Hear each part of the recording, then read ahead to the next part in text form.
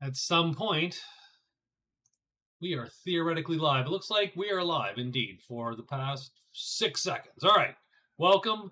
Glad to see you on a Friday night. And we are playing Dragons Down, playing our quest variant that we've worked on here the past week or two. And we have the Assassin, Magician, Cleric, and Rogue going at it. It was an interesting first 2 weeks. And I think the scores, scores are close, so it's sort of an interesting, it's close race. The cleric died, unfortunately. Hey, what's up, Michael? How are you tonight? Cleric died, so she is behind, of course. And hey, what's up? Oh, yeah, wow. So I had the puffy beard thing going, and I decided to get rid of it. Unfortunately, what I didn't realize until I was actually, up there and soaped up was that the razor I had was indeed super dull, and so I've made a mess of my face. So just to say, if I close my eyes for longer than a second or two, please call 911 because lost a lot of blood over here. So yes, we are clean shaven. Um, and yeah, because at some point I don't mind the beard. I do like the beard.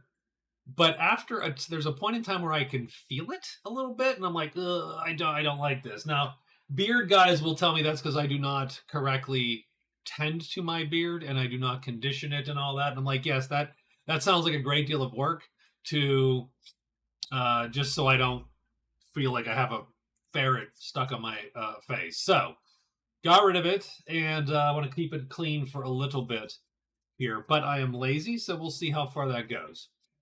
Um, oh, Ernie Gygax Jr. passed away? Really? Today?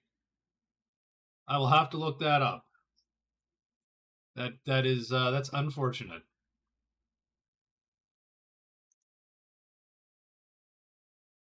But definitely we are of that age, or at least I am of that age where people start to pass. But so what do we got going here? Um, so let's take a quick moment just to see sort of where everyone's at. Then we have to draw events. So yeah, so the assassin 4 points last session. The assassin has done the work for Envoy. Um, so he's done the dwelling work. So he's traded, and he is looking for orcs, goblins, kobold, lizardmen, and he also wants to locate the shrine and look for monster lore. So I mean, he is probably in a he's right on the shrine. So we're just going to look for the shrine. We're going to hope that orcs show up here, and then we're going to greet them and meet them. And otherwise, we are going to hope that, I mean, monsters aren't going to pop up somewhere adjacent because we're sort of away from the rest of the characters at the moment. But we will look for an opportunity for monster lore to pop up. It's always a good card because again, any card that lets you choose a fight is typically a good card, I feel. But I think even though he only has 4 points, he's in pretty good shape. Keep in mind that the fame points are way up in the air. The fame scores are 31 to 26 to 25. So all it takes is one fight, and the assassin grabs that point from the rogue. Similarly with gold, it's just going to take one good treasure haul because we're talking 40 gold to 26 gold. So I think a lot of points are up in the air there, and the assassin could, if he gets one of the two of these cards, find himself in the lead. I did. So that's what I got. I got the cleric did die in the first 2 weeks. She bit it, and finally got overrun. I think she ended up with 3 dragons and failed the hide check, and then just couldn't work her way out of it. Oh no, the 3 I think she made it through the 3 dragons. What the hell killed her? Yeah, she died on day 9.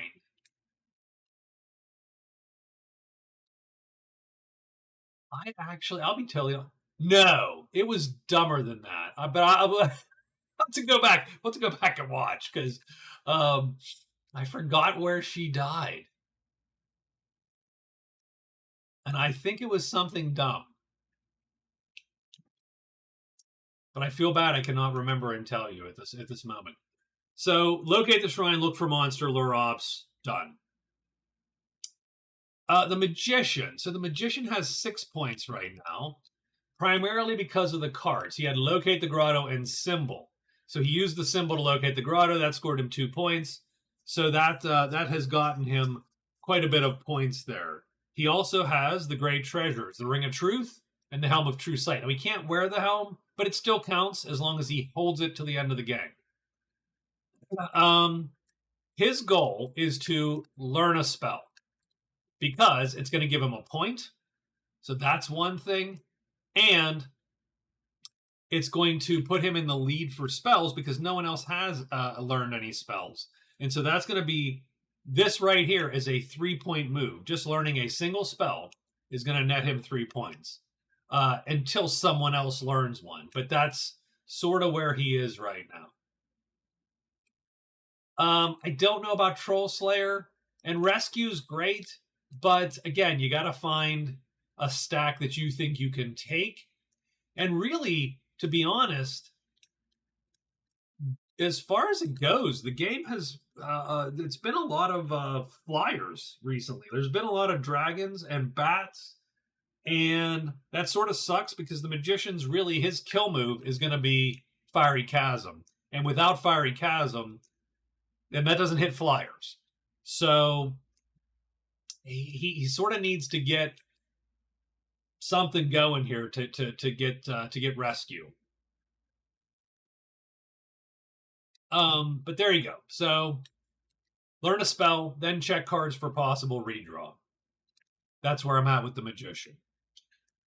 The cleric's just trying to put a game together here in the last 2 weeks to sort of, be what do you want to say to regain her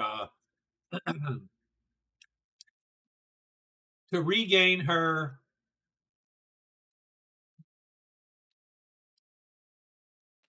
I don't know if it was dragons. It might have been dragons, maybe one spider or something, or a couple spiders or some crap. I think it was spiders. It was freaking spiders killed her, and I know because I'm like, oh yeah, I'll take this fight because she has Spider Slayer, and so, but she failed to hide anyway, so she was sort of forced into it, and then got her butt kicked by spiders.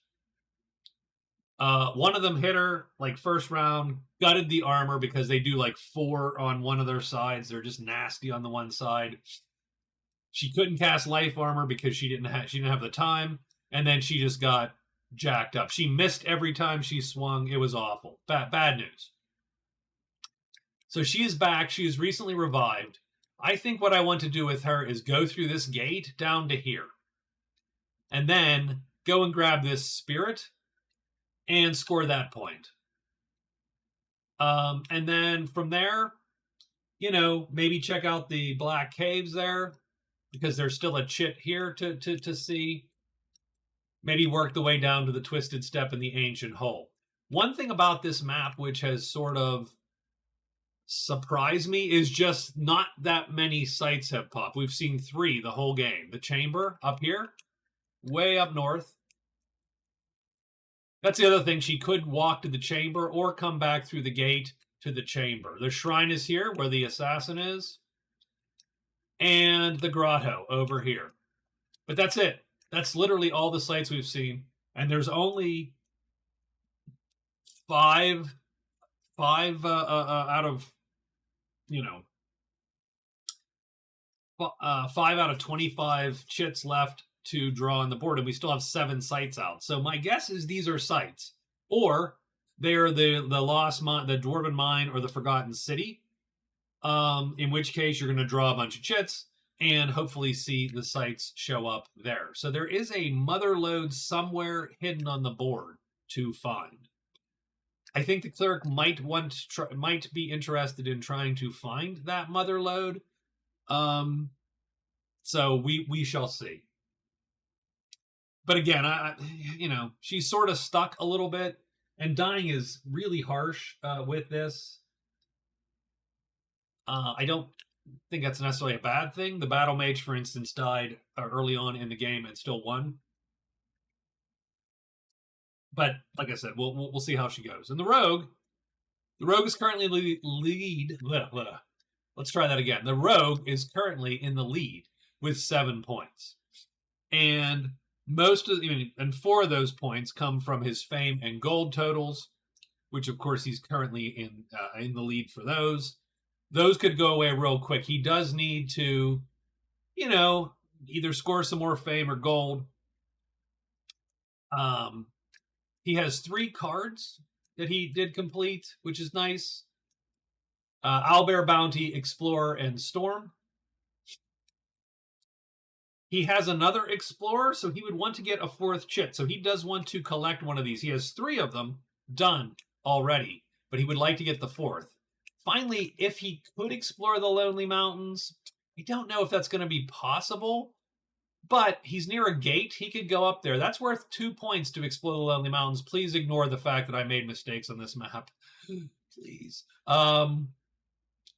Just if I find the mistake late or, after I started play, I just go roll with it because it doesn't harm anything that this wasn't placed correctly. It just makes the terrain different, right? Yeah, I got 2 of them. I had made 2 mistakes. It was pretty bad, actually. I feel bad. I feel it hurts me deeply when I make mistakes on these maps.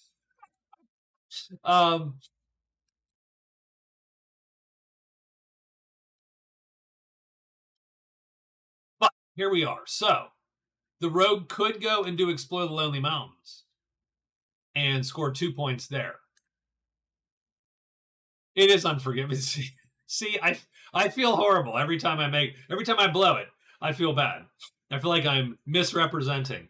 That people are going to watch this and go, "What the hell is that guy doing?" Yeah, and I know I'm going to hear it in the comments. I know it.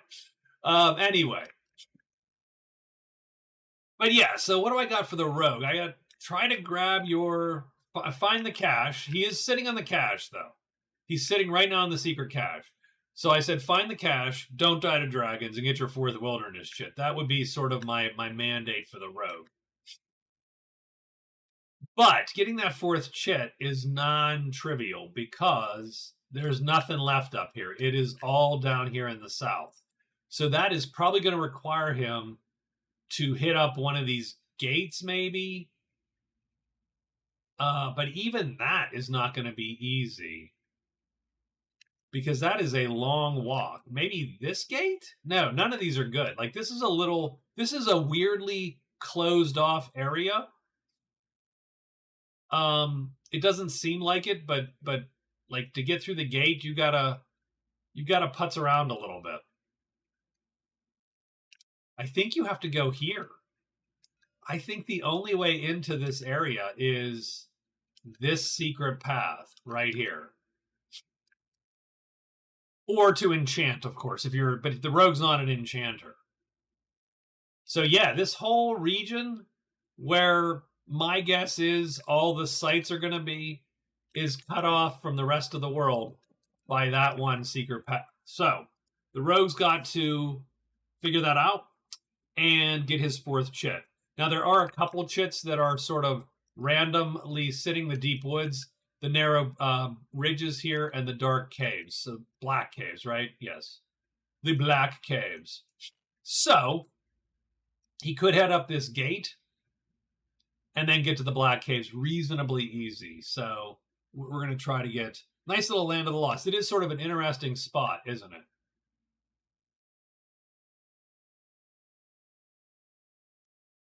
I don't.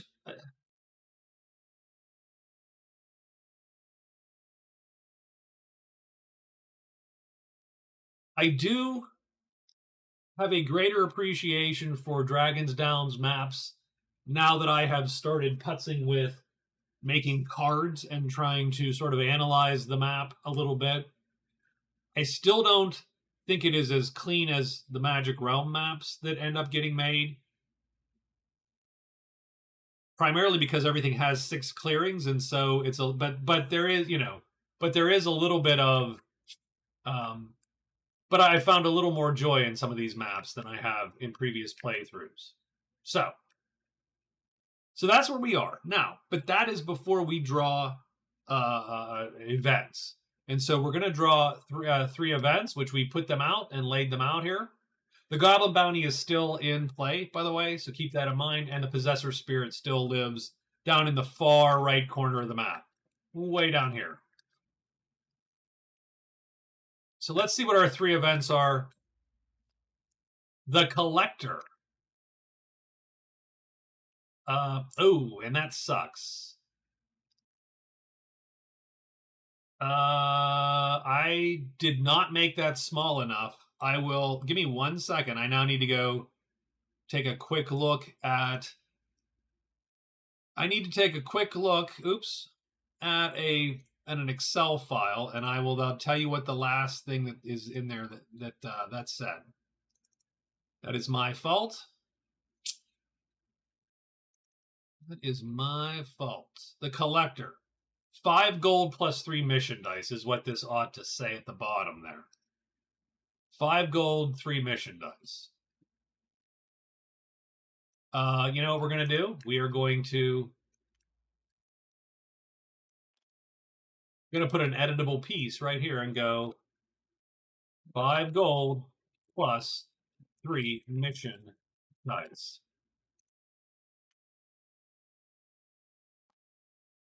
There. Okay. And I hate that. I should have made it centered by default, but I didn't. So the Collector appears in a random clearing. He's here till the end of the game, 2 weeks, and will purchase items of a random category rolled at the beginning of each week. He will pay face value for the item. Oops, I can no longer see my screen there. He will pay face value for the item. There we go. And a bonus. Okay. So we're going to roll and see what he's going to pay for this first week here. 5. He's going to pay for jewelry, any ring or necklace. 10 gold plus 2 mission dice is the bonus. So you can definitely score. So we're going to draw a 5 here. And we're going to put that up here to show that that's what we rolled this week. Okay, so the Collector appears. Now, where does the Collector appear? 226. So mountain, barriers, 6. So the Collector is in barrier 6.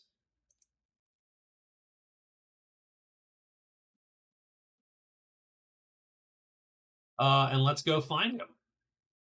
Barriers 6. And there he is. So that's good. There's some points on the board for some folks. Kobold Bounty. So we got a Kobold Bounty till the end of the game.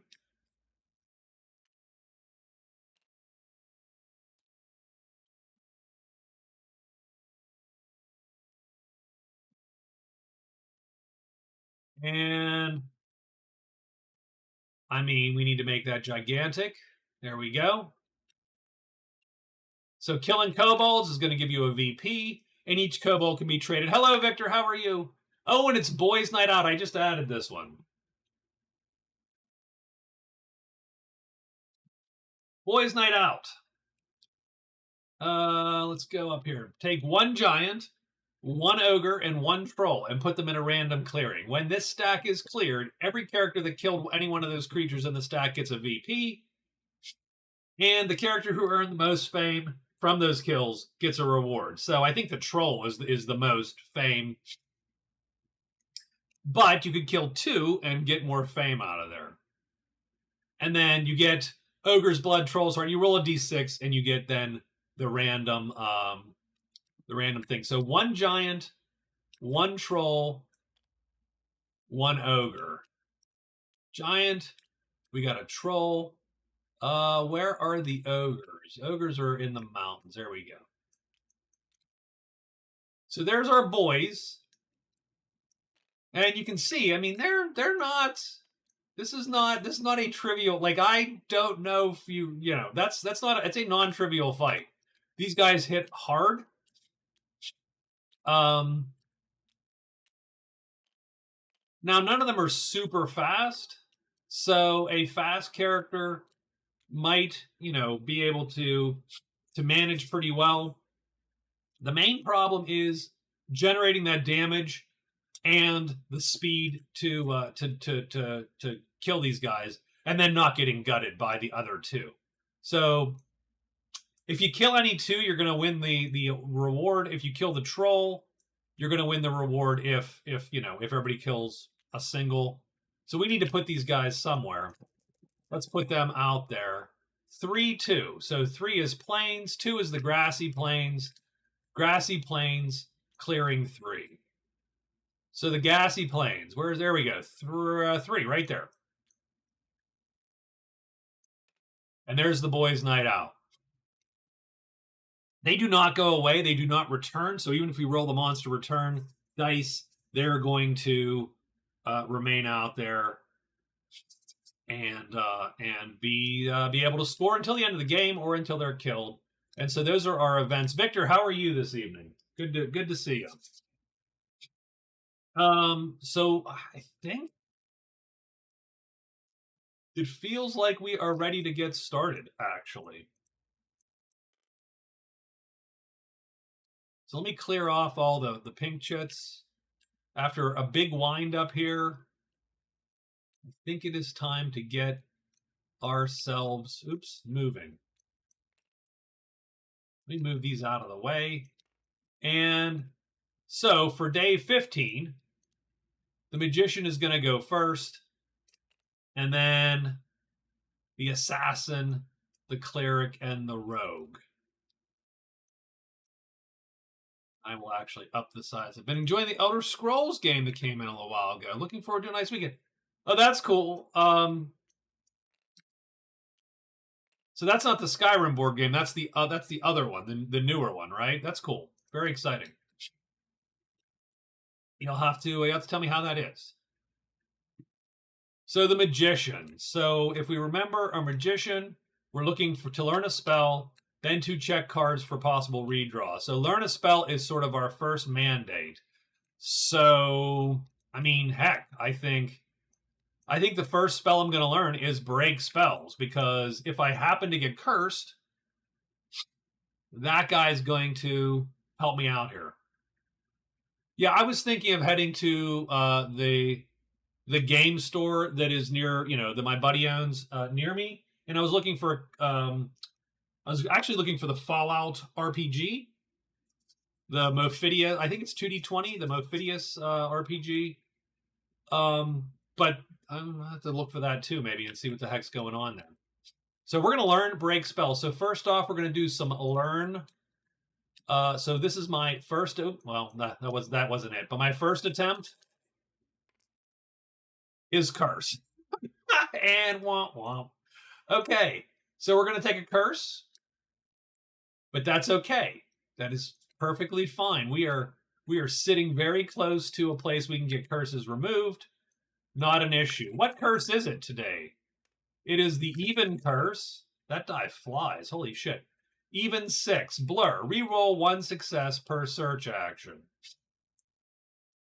That's 1. We just started.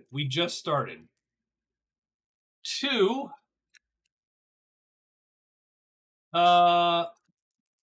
3 is a success. Done.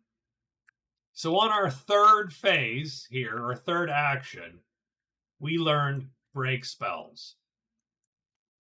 So we put that in our widget here. We put that in our place.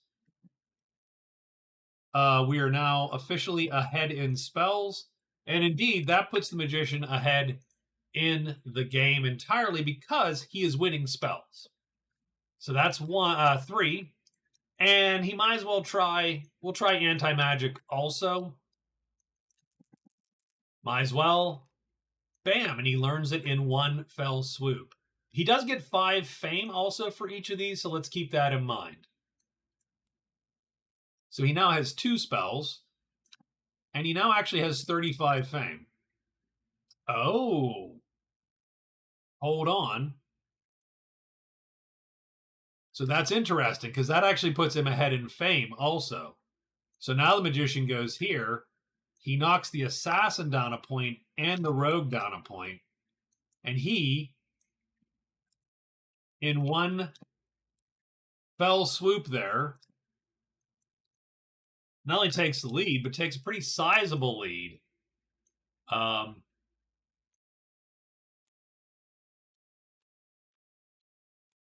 again, those category points are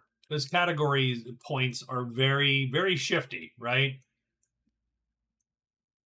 So there you go. So we learned 2 spells. We got 10 fame. I'm actually going to write that up here just so I have an idea of where that fame came from.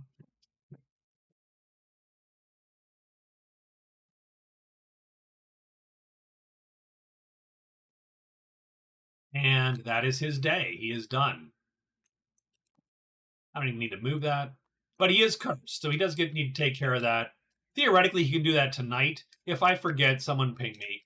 Because you can cast that with any 2 chits, and he has quite a few magic cubes there to burn. So he is done for day 15. The assassin is going to search for the shrine. Now, has someone else found the shrine? Yes, the magician has already found the shrine. So he's not going to get any fame for this, but he will get the victory point. That's 1 phase.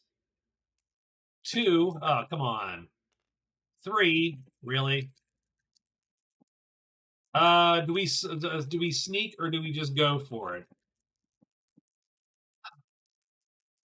Let's sneak instead. I'm only going to look at the, yeah, there we go. Let's sneak instead because it's day 15. We just started. We don't want to die right away. Let's just hold on and wait and sneak. Done. And we are done. Cleric. Cleric is going to get out of dodge because the dragons are, there's 3 of them. That's not a good fight for her right now. So I think she goes 1, loses phases because it's dark. 2, okay.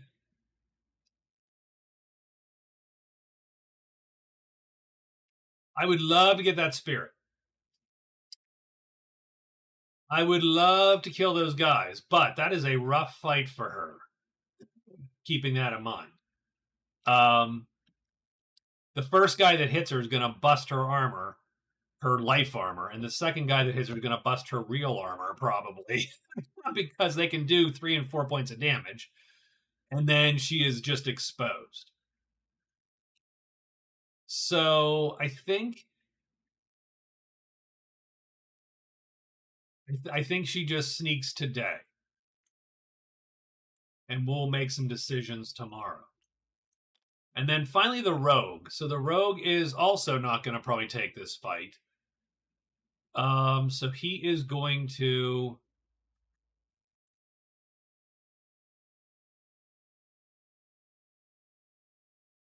try to find the cache. Right. So he's going to try to find the cache. So he is going to sneak first thing. And since he ended a action in with monsters, he has to roll hide immediately. And he succeeds. So that's 1 phase, and he snuck. Second, he's going to search. Third, he's going to search. Done. He finds the secret cache. That is going to net him 5 fame.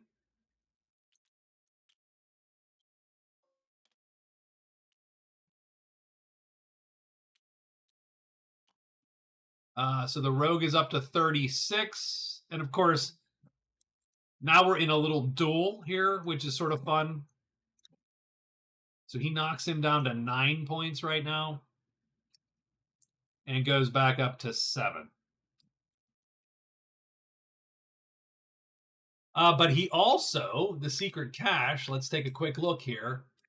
The cache is what?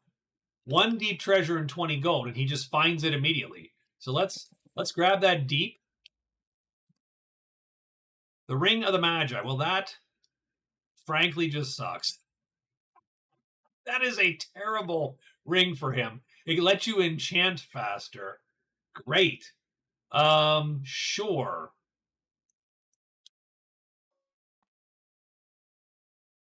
He gets 20 gold though. So let's mark the 20 gold at least. That gives him 60 gold. So all good, but not quite where we wanted to be. I was hoping to get an epic, effectively, and that would have helped him quite a bit. In the meantime, though, remember our boy here is looking for jewelry, and I just happen to have a piece of jewelry that I don't want. So that was what, 3? I believe that was 3. That was our third phase. I believe. I mean, I'm just going to move out here of right there, done. And we are indeed done. And that is everybody. And we are going to roll monsters. So Forest hits first. So let's check the Magician. Forest and Bones. No, he's in the village. Forest and Bones. No. Forest and Bones. No. And Forest and Bones. He hits all the things. Jesus Lord. Okay, so first thing is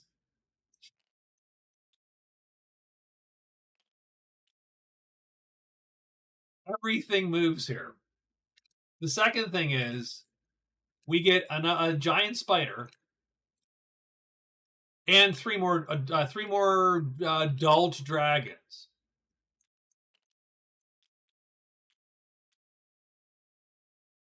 I mean, that's just ridiculous.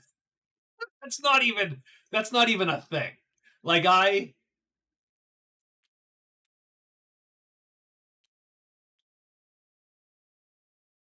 mean, Victor, I like big and complicated games. I'm all in. I mean,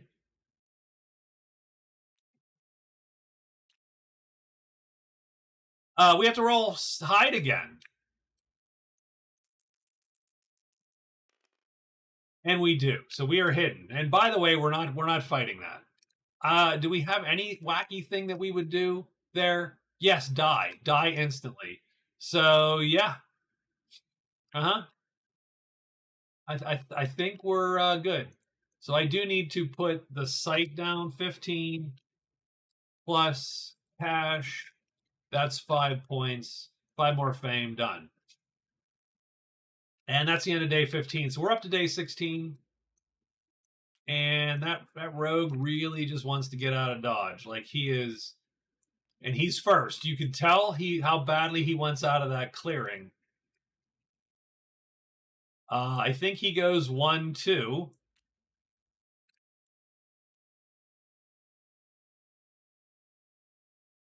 And well, I don't want to see the dwarf get eaten. Dude. I mean that's a silly fight. That's not even reasonable.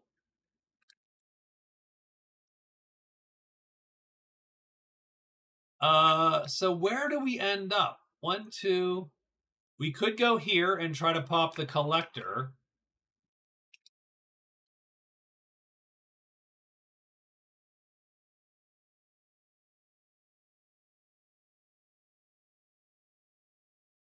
The grotto has 3 treasures in it. We do get an extra loot phase, so I mean that's not terrible either. We could go and try to steal the spirit effectively, but we really want to get that last chit. So you either go down where the cleric is and try to run to here, and the cleric could be a jerk and try to just swipe it, or you go here and you're looking for this thing. We're going to go here, actually. And we're going to go 1, 2, 3. And the rogue is done. And the cleric.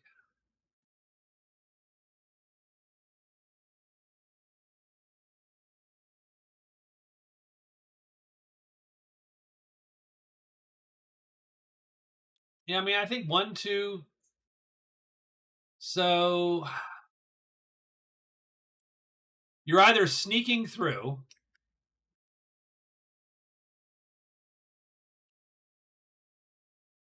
You're either sneaking through. And the problem with the sneaking through is if she does fail, which, not necessarily unlikely, but if she does fail, then she cannot flee that battle because she only has 2 speed. So the troll would hold her in the clearing while all 3 of those guys beat her like a rented mule, effectively. Um,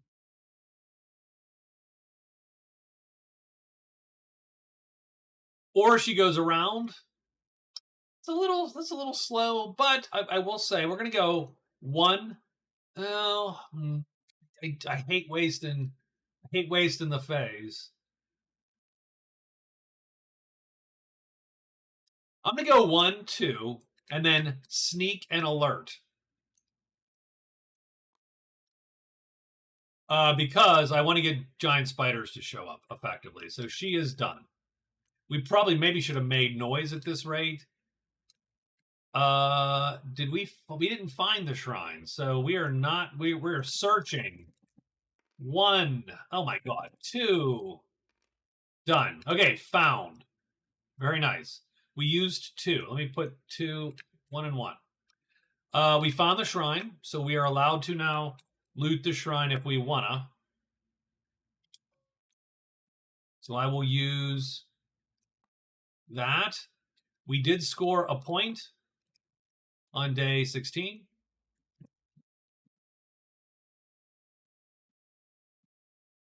So there you go. That's a card. That's his 3rd card. 4th overall point.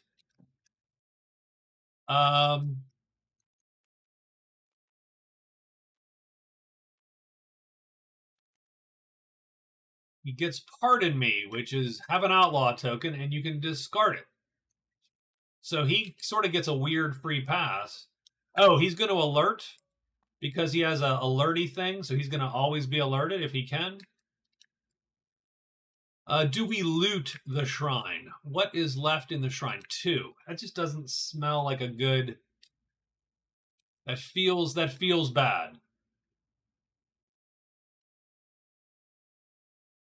So he gets Pardon Me.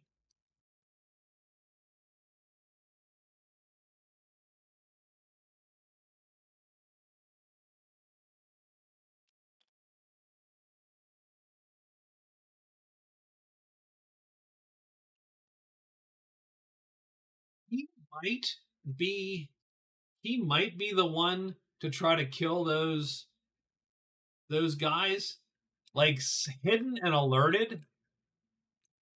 He is killing one of these guys around. Now the first round's a freebie. He kills one, done. The second round, he's got to fight for his life. I mean, if he so I think so I think I have a plan for him. So he spent 2 phases getting to that point. The 3rd phase to alert. He's gonna go 1, and then does he sneak just in case?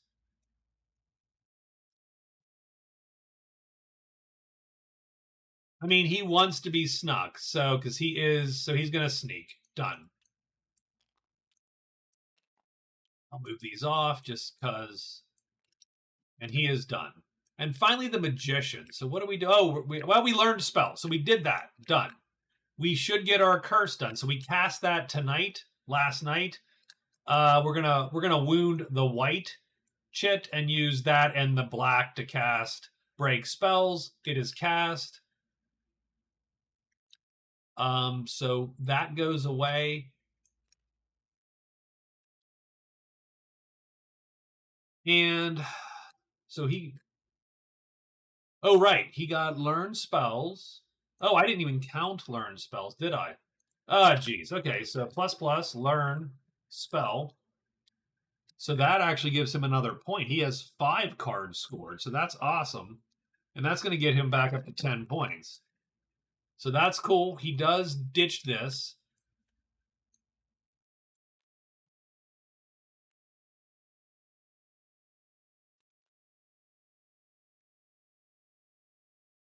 And he's going to get Woodswalker. We'll talk about that one in a moment. Woodswalker, visit 3 different woods tiles. You earn a VP. Choose a woods tile, and you can perform a quest phase to flip it whenever you're there. You don't have to enchant, you just flip it. So now that we have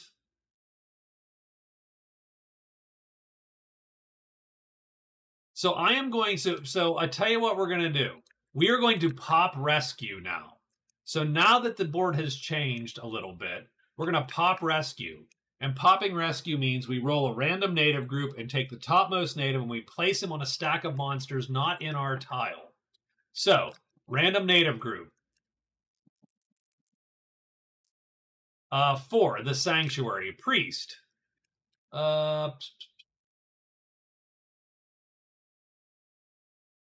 Where is our priest? Not him. We have to take Acolyte 2. So Acolyte 2 is here with the boys. And I'm going to put the magician's symbol on him. And that is who we've been hired to rescue from these guys. If these guys move, he will move with them. So if they roam, he roams. The prisoner. If anyone else wipes the stack out, we fail the quest. But if we are there when the stack is wiped out, that guy comes and joins us.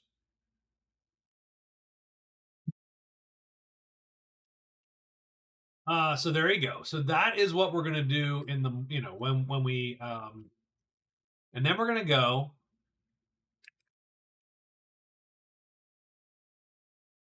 1, 2. Acolyte 2 is the worst Acolyte. You remember him from last game, do you? He was captured. He was giving challenges. He was just a jerk. Acolyte 2. So we're going to go 1, 2. I'm going to use my extra sneak to sneak. So we use 2 phases. We sneak with our extra. We are then going to use our extra phase here to rest, and with another one to get this the white cube back. And then, frankly, it doesn't matter. I'm not going to do anything with this, but we're going to alert because done. And that is the magician's turn. And tonight, I want to cast Teleport to go to a random clearing here. So this is where the magician would like to end up. Hoping, obviously, to get to 1 or 5, I think. Maybe. Is there a better way to go?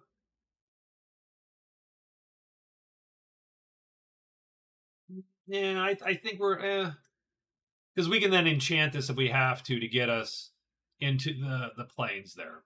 But we want to make our way because that is a perfect stack for our guy. If you think about it, these dudes are slow, like they're not going to dodge him. If he's hidden while he's in there, he's going to pop Fiery Chasm. This is literally the fight he's been waiting for all game. The magician's like, oh my god, it's dudes walking on the ground that are slow. Done. That's a winner. So that's the magician.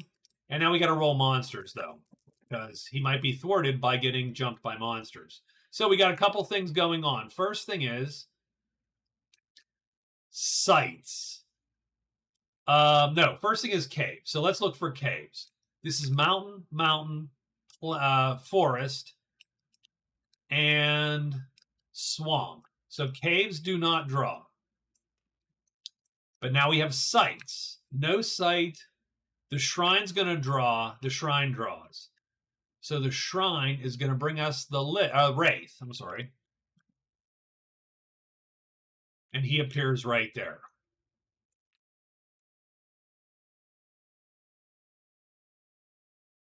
But I think that's it. I think that's it for the day. So the magician is going to cast. He casts using the blue, any color because of his special power, and any color because, well, it's any color. Done, done, and done. He has to wound the blue chip. And he teleports 2 hexes. 1, 2. We're going to go here. And now we need to roll a d6 to determine where we end up. There it is. 5. We're going to end up in clearing 5. So right there, and that all worked out actually pretty good for him.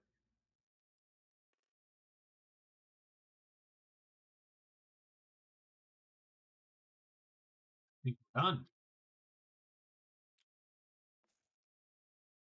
Time for day 17. So the assassin is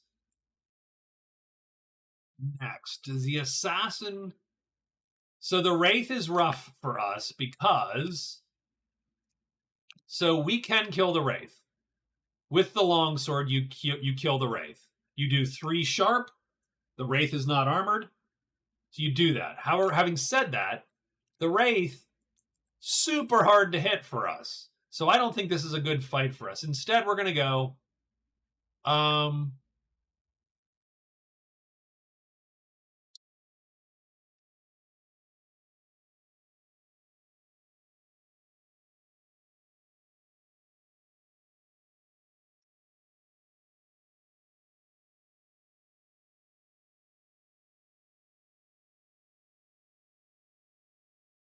Instead, we're going to go...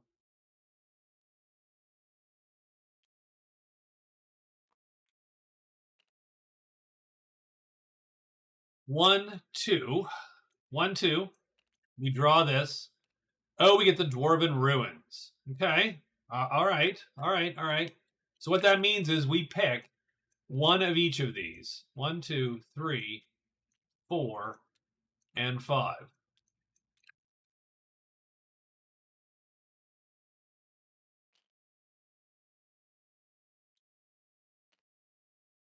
And these 5 chits appear. We get a site, an item, a site, the Forgotten City. I think we do that again. I think that is the protocol. I don't love it, but I think that's the protocol. Hey, what's up, Dustin? How are you? So 1, 2, 3, 4, and 5. So literally all the crap appears in one spot. So we're going to grab 3 items. The Lost Battalion in 6. Another site, which we've not drawn them yet. Another site. Oh, my lord. And another site.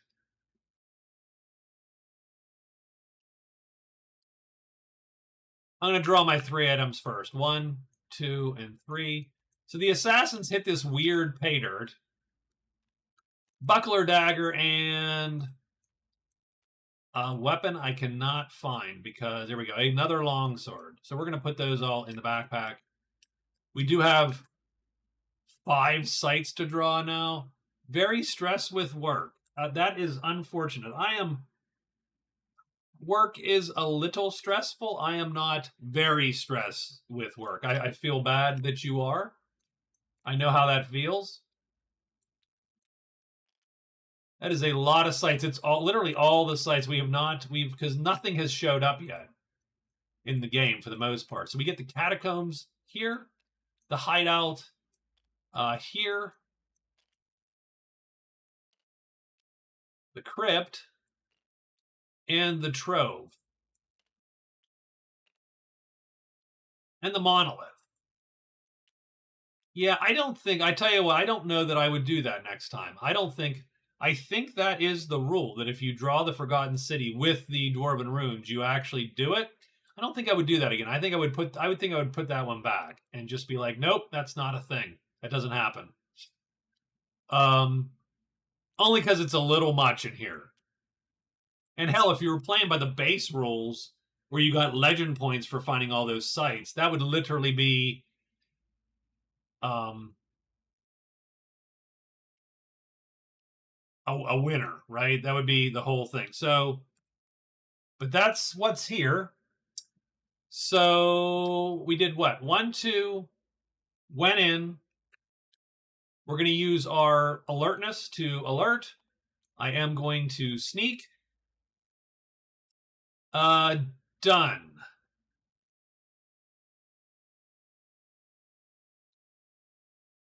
That's the Assassin's Day.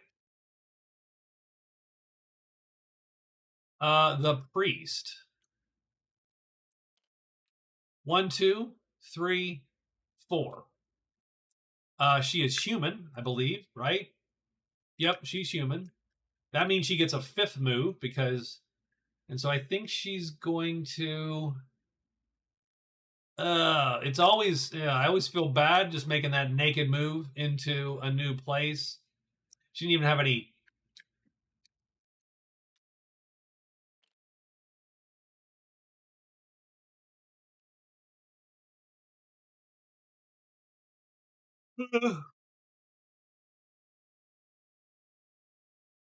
Didn't really have anything good to do with that shit. That last move. She could move in and hope that she does not get jacked up by dire wolves and or centaurs, or she can sort of hold out. She can play it a little safe. I think she's just let. Does it do her any good to jump in there? Maybe gives her an extra phase to find this guy because I think she does have to find him. I don't think it's an auto thing. Possessor spirit gets a search for the spirit and then learn to defeat it, and you might get cursed. So that could be a mess.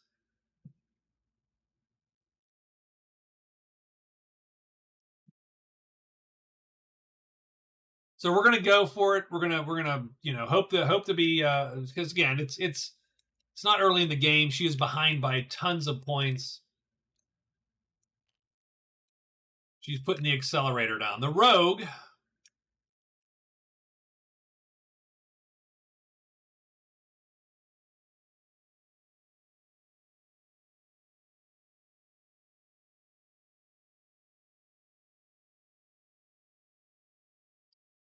Well, the only thing I don't like is that that's just a long haul for the rogue to go. I think we're going to go 1, 2, 3, 4. We're going to start heading down first thing. We're going to go this way first. Although, again, it's doubling back. It's going to suck. But I think we go that way first. And the magician is going to go.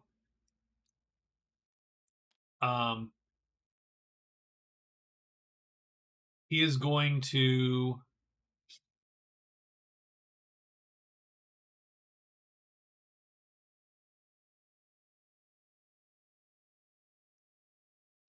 So here's the thing. So if we were playing. When we play this multiplayer, and we don't play this one because it doesn't exist, but I do have a version. I literally have a version for Magic Realm, and we play with index cards, which I've written all the quests on, and and we play the game, right? The cards are open, like you can see the people's quests. We typically don't PvP much in Magic Realm, but there is there's the ability to work together, dink with each other. If I'm the magician and I know that he has monster lore, I sort of have the idea that he is going to screw me, the assassin.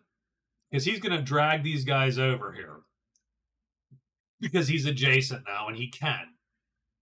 And he is sneaking, and that's a good fight for the assassin. The assassin could easily go in there and take those guys out.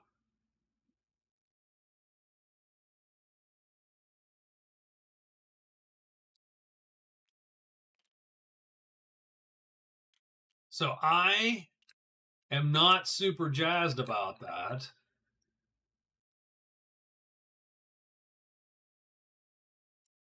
But I don't know that I have.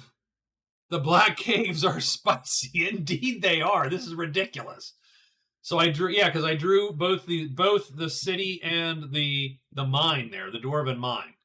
And again, I think my house rule is going to be that can't happen. That's a little too much in my opinion.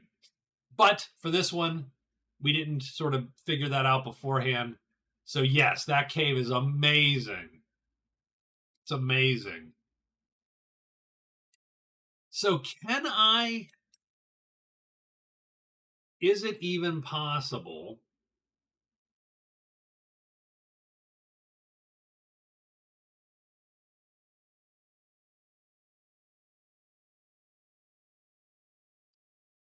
So I think what we're gonna do, I think Scott's intent for the future is redraw if you get a second draw like that in the same tile. Yeah, especially Kirk. I said this, so you got here just when I was commenting on that and going, yeah, I don't like this. It's cool. It's neat to see, right? But I don't think I like it in game, especially because under the original rules, each one of those sites is effectively a potential legend point plus, right? So right there, the assassin would have pretty good access. Now, of course, people would descend on him for sure, but he gets first dibs on 6 points. Like that's just a little too much. Nonetheless, yeah, that makes sense. So I think the magician is going to. I'm going to cheese it. I'm going to say the magician thinks that the assassin is going to use this card to drag that stack out of there, steal the point from him, and because he had right, steal the point from him and grab that point for himself. Now he might still do it, but we're going to go in naked, not hidden, and immediately get blocked. So the monsters block me, and well, actually, I have to hide, right? So can I not hide? Can you? Can you choose to not hide very specifically? That's a good question, right? So I would put these back, by the way. And I got to make sure that I can make that 1, 2, 3. So what I'm going to do is, so let's actually figure the real move here. I am going to use a rest phase with the symbol of rest, and I'm going to rest my blue cube back. Done. And that leaves me 3 moves. I'm not going to sneak, and I'm going to walk in.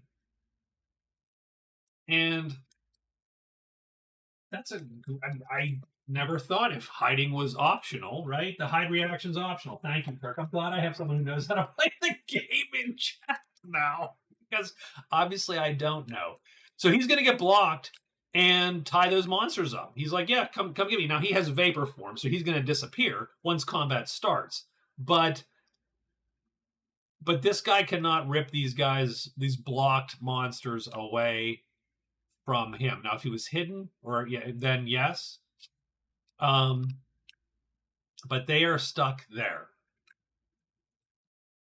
just for now. And what I think the magician's hoping is that the assassin rolls something which draws. I mean, if we roll the sight thing, I think the assassin just explodes. Just out of sheer terror. Let's see what the monster roll comes up to be. No, nothing specifically. I think we've screwed the priest again, by the way.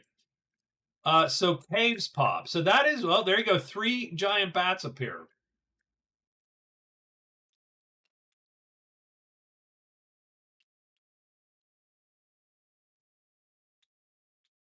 So that is good for that's good for the magician, because 3 giant bats are going to cause a little bit of trouble. And I don't think we get scratches. So yeah, 3 giant bats appear there. I don't think anybody else is in a cave. So I think that's it for bats. But the scratches. So nothing there, nothing there, nothing here. But we're going to get 2 centaurs on the poor priest, who's definitely not ready for centaur. She was just hoping to get out of today scot-free. And that is not going to happen. That is not a great fight for her at the moment. But we'll see. But nothing appears anywhere else. But the magician is not going to be able to. He can't fight them like this. He's got to get out of dodge. So let's do these. Let's do these fights here. So does. Ugh. Now I personally hate this fight for the assassin because the bats are just fast enough to be annoying to him at all times. He's never going to auto hit these guys. So again, I would argue this is a terrible fight, and it's not like they're not gonna penetrate the armor. The iron helm will stop all those, but those are But he is wounded. He has 2 wounds still. You're gonna take probably, I'm gonna guess, a wound around maybe.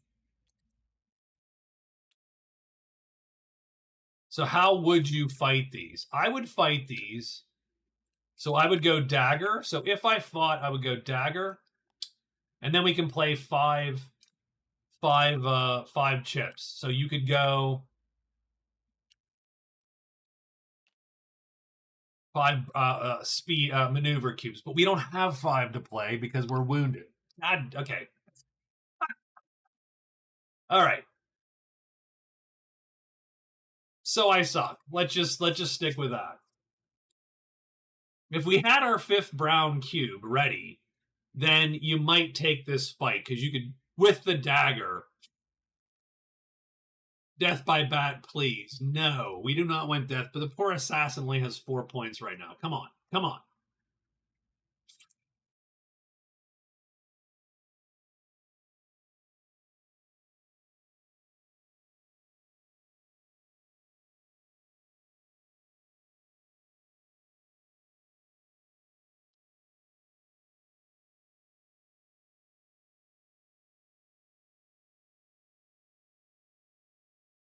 No, no. I think we're gonna wait on this one. I think we're gonna we're gonna be like, we're good.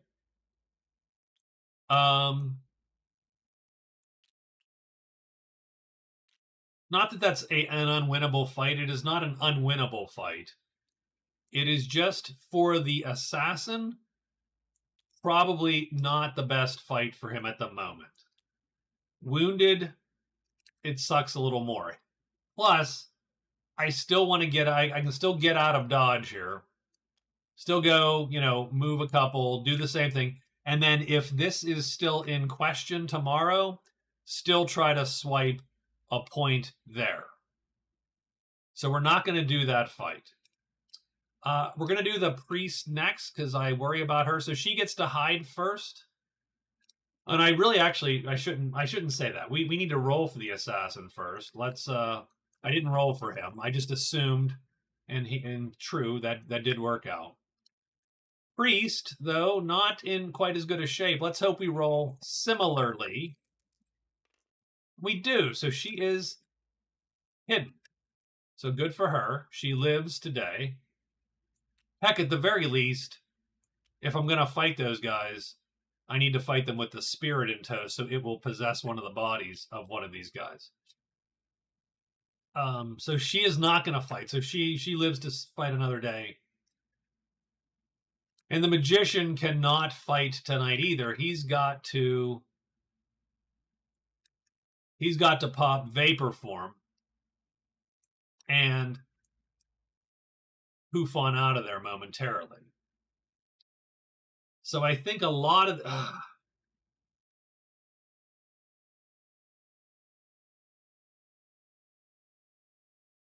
so not great, not great. I do not feel good about how that day went for us.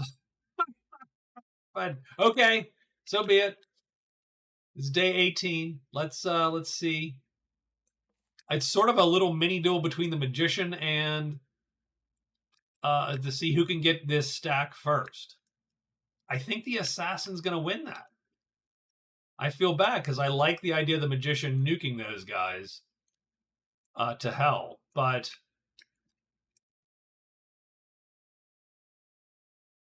so okay. So we do have a symbol of rest and a symbol of stealth. So I think our first move is out. I don't think we rely on sneak to do that deed. I think we use, so we move out. We use stealth for sure. We are going to rest, of course. And that's going to pull this back. We are going to alert. We are going to move back in. We obviously have to hide as soon as we do that. But we are snuck. We do succeed. So not blocked today. But neither are the monsters. So we'll see how this all plays out. The rogue. Rogue's going to move 1 and then start the search for that secret path. 2, 3. So in 3 moves, the rogue has found what they need to find and can't go any further really. So they might as well sneak. So he's going to sneak. Done. And I'm going to put, so let me copy and paste him. And we'll put a little teeny rogue on the path.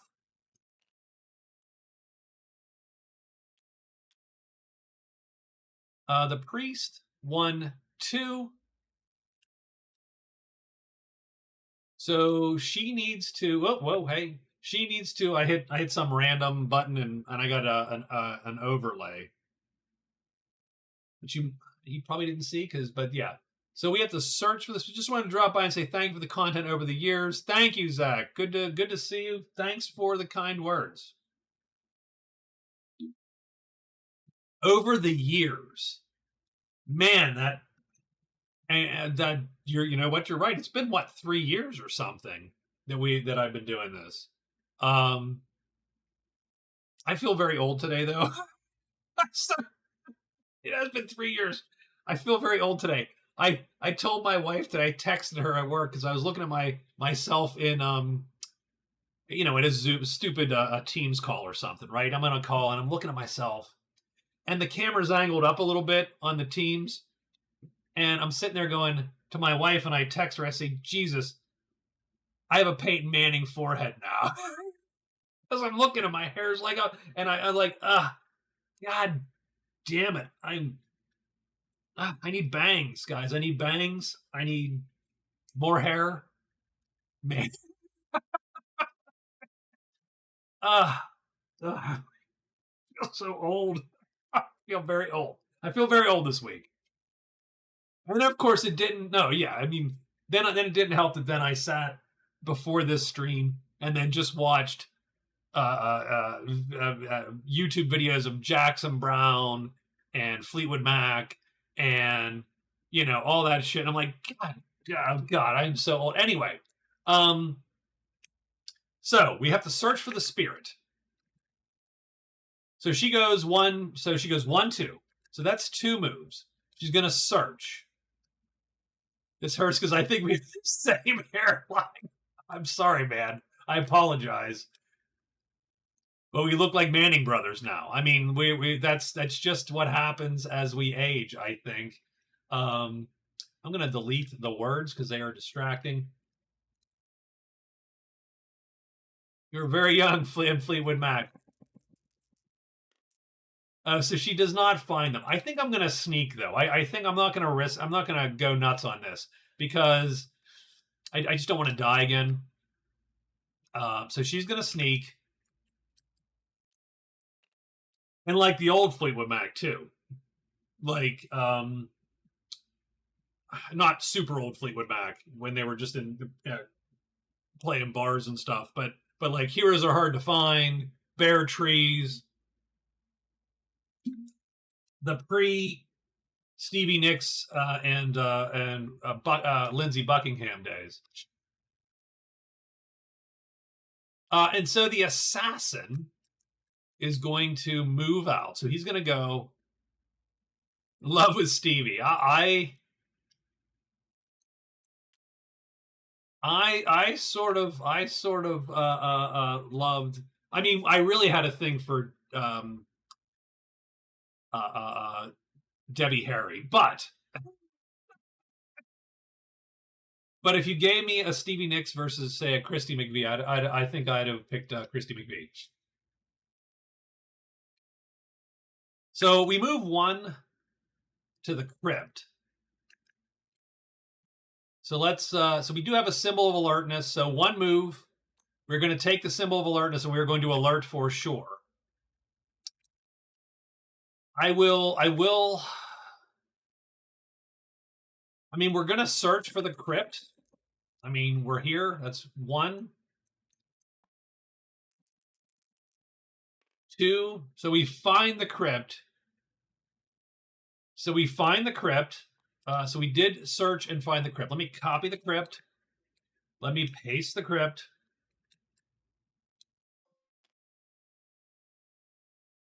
So we don't get a legend point because that's, remember, we are stealing that away, but we do get 5 fame as usual there. So we're up to 35 fame, and I'm going to write that up here. That is what, my day 18. Sorry, so plus he gets the crypt. That's 5 more fame. So we're up to 31, which does not put me on the medal. Does not put me on the medal stand. We're still behind both the magician and the rogue. And I'm going to delete this text. And something about this table, by the way, does do that to text. It does this weird thing, which you can. I don't love it, but that's the table. Unfortunately, it's something about having the grid up, I believe. But we are going to sneak at the end of the day because we need to be snuck so that we can possibly steal these guys again.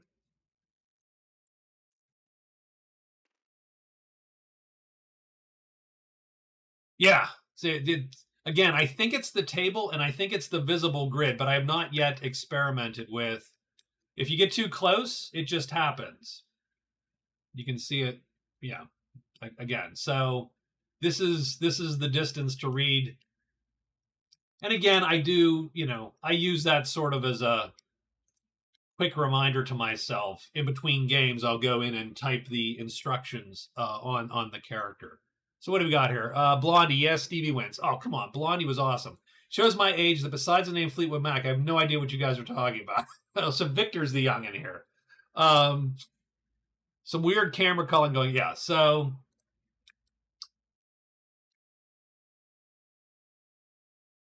I am going to roll monsters, and then if the assassin does not get jumped, he's going to grab these creatures away here. So let's roll monsters now. Oh. Well, I can tell you the assassin's not going to get jumped.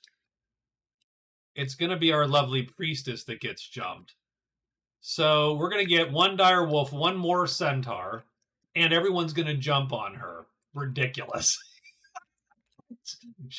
Okay, her game has been unlucky. I feel like I have 1 unlucky character per game for sure. But yeah, she just gets gang tackled by centaurs who have somehow trained wolves. So he is going to play his monster lure,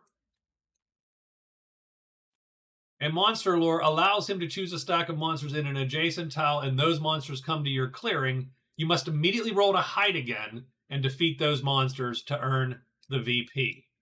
So, these monsters and the prisoner appear here. Now, the magician has not yet lost his quest. He only loses the quest if the monsters are gone and he is not in the clearing. And in which case, the prisoner wanders off, shakes hands with the assassin. The magician was the one who was hired to find that guy. And so, done. So we need to roll to hide immediately. For the assassin, he is hidden. And this looks like he's going to at least, I think he tries this fight. I think this is a good fight for him. So let's do it. And I love the assassin. I think the assassin is actually one of the best characters in the game in terms of his special ability is so good, so useful. So the first thing I think to consider is this still the same game? It is, Elbin. Hello, welcome, welcome. Good to see you. So the first thing I think to consider is who is the most dangerous to the assassin here. Keeping in mind we're alerted, but we did not rest. Should have rested instead of finding the stupid crypt. I don't think it's as big a deal. I think we're still okay. We're still gonna utilize this fight here. Because we can't use the last brown cube anyway for most of this fight, because we have to use 3 cubes to wield the longsword with enough sufficient might to kill the big guys here.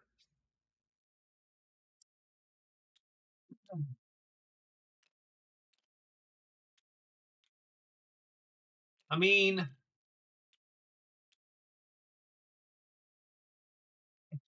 I almost think it doesn't matter. Any of these guys, do any of them have an attack speed which makes me nervous? The 2, I suppose. I suppose the 2 is the most dangerous attack speed right now. So I think we go for the troll. I think the troll is the first kill. And I think we go 1, 2, 3 on attack, 3 on a might. Doesn't matter if he flips. We're gonna auto kill the troll because we're gonna have more speed, more attack speed than his defense speed, and we're gonna be able to do 3 damage without the sharpness because the sharpness goes away because the troll and the ogre, because you can see the little shield symbol, they are armored. So I think we take him out. That gets rid of him. If one of these guys flips, then we have to make a decision to kill them or not, based on who has an attack speed, which worries me. Effectively, is really what it comes down to. So, although that might not matter, and we'll see in a minute. So we're going to go for this guy on the left, the troll. We're going to play like this: 3 might, 3 attack. We need these 2. We need these 2 dice and this guy here. So first we'll roll for the first 2, giant and troll, to see if they flip. The troll does flip. The giant does not flip. So that's going to do that. And then we'll move this die over to the ogre, and he will now roll to see if he flips. And he does. Okay. All right. All right. He's not exactly speed running it. Oh, ouch. Come on, man. Oh. It feels hurtful. I mean, okay, I can talk less and play more, I suppose, but give me a little bit. So, we jump out of the cave. We jump out of the. You're not trying to speedrun it. It's called savoring a game you feel. It's all good. It's all good. We leap out of the shadows. We catch the troll unawares. We do 3 damage, and we kill him round 1. Now, round 2, these guys are fully aware. So they are on our sheet now, as in Magic Realms parlance. we would say they're on our sheet, which means they are targeting us. So I think this is a wash. I think this is an easy choice. I would argue that what we are going to do is we're going to play exactly like this. And we're going to take the hit from the giant. No, it's fine. It's fine, Victor. I'm just teasing you. This game's going to go about this speed because there's a lot to it. I'm playing four-handed, and there's a lot of people in chat, which I do appreciate, by the way, and I do like to chat with folks. So I think in this case, and I could be wrong. I could be in the minority here, but for fights like this that I feel are dangerous, but my opponents are slow, I'm going to take the hit from the giant and lose like the leathers, for instance. I will just have them destroy the leathers and give me one wound, and then I'll win by killing the ogre this round and the giant next round. And even though I have to take one hit and lose 6 gold, I don't think that matters. So I'm going to play exactly like this. These two guys will flip or not. They do not flip. So my attack is first because it's the highest speed. It hits him because it's outspeeds his defense. Does 3 points of damage because I have three might cubes on here. It actually does 4 points of damage, but it's 3 sharp is what I like to say. 3 sharp. The sharp goes away because of the armor. Still 3 points of damage. And I shouldn't say 3 points of damage is not quite correct. It does 3 damage, which is equal to his health, so it kills him. The giant outspeeds my defense because my defense is 0, and he smashes my leathers. So those go away, deleted, and I'm going to take another wound, and I will take, doesn't really matter. Strangely, I mean, doesn't really matter. I will take the heart. Done. And on the next round, we have the giant, and we're going to play, I mean, again, there's no possible way that we do not outspeed him. We don't no longer have to play the 3rd might cube, but it does us no difference. It's no difference one way or the other. This round, we're going to play like this, same as before. He doesn't flip. Our attack is first at 3. It hits him because it's 3-1. It does 4 damage, which is more than his health. And the assassin wins that combat actually fairly easily. Speed up, but also answer this profound question on the nature of existence for me while you're at it. Thanks. That is actually pretty funny. I mean, that, in my opinion, I will sacrifice armor any day to win a fight like that. And I don't know, maybe some other players can chime in, but I feel that that's a good trade. That's 31 fame for the assassin, so bringing him to 62.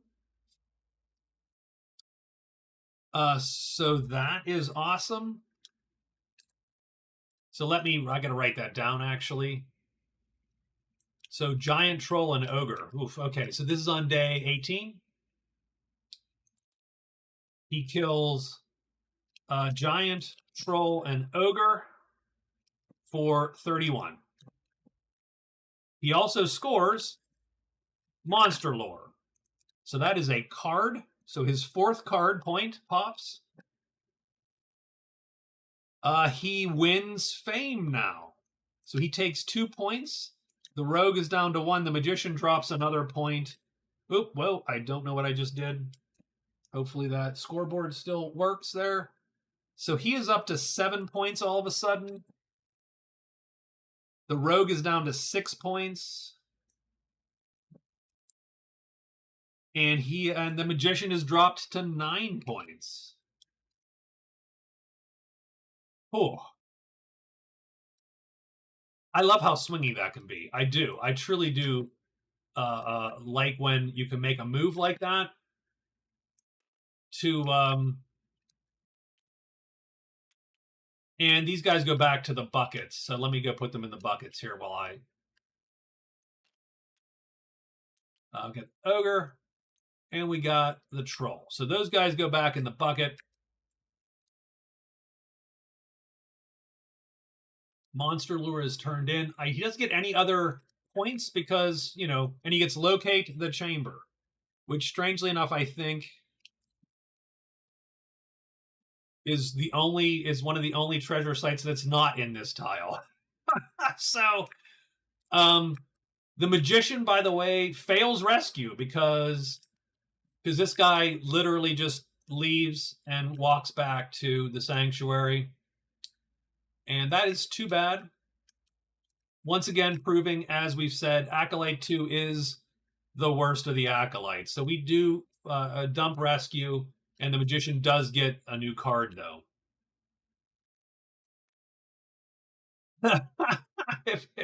if I was the magician player, I'd ask the DM not to invite the assassin next game. Mountaineer. So we get, instead of rescue, Mountaineer. So that is enroll in West Virginia University and burn a sofa. You probably only know what I'm talking about if you live in the region, but that's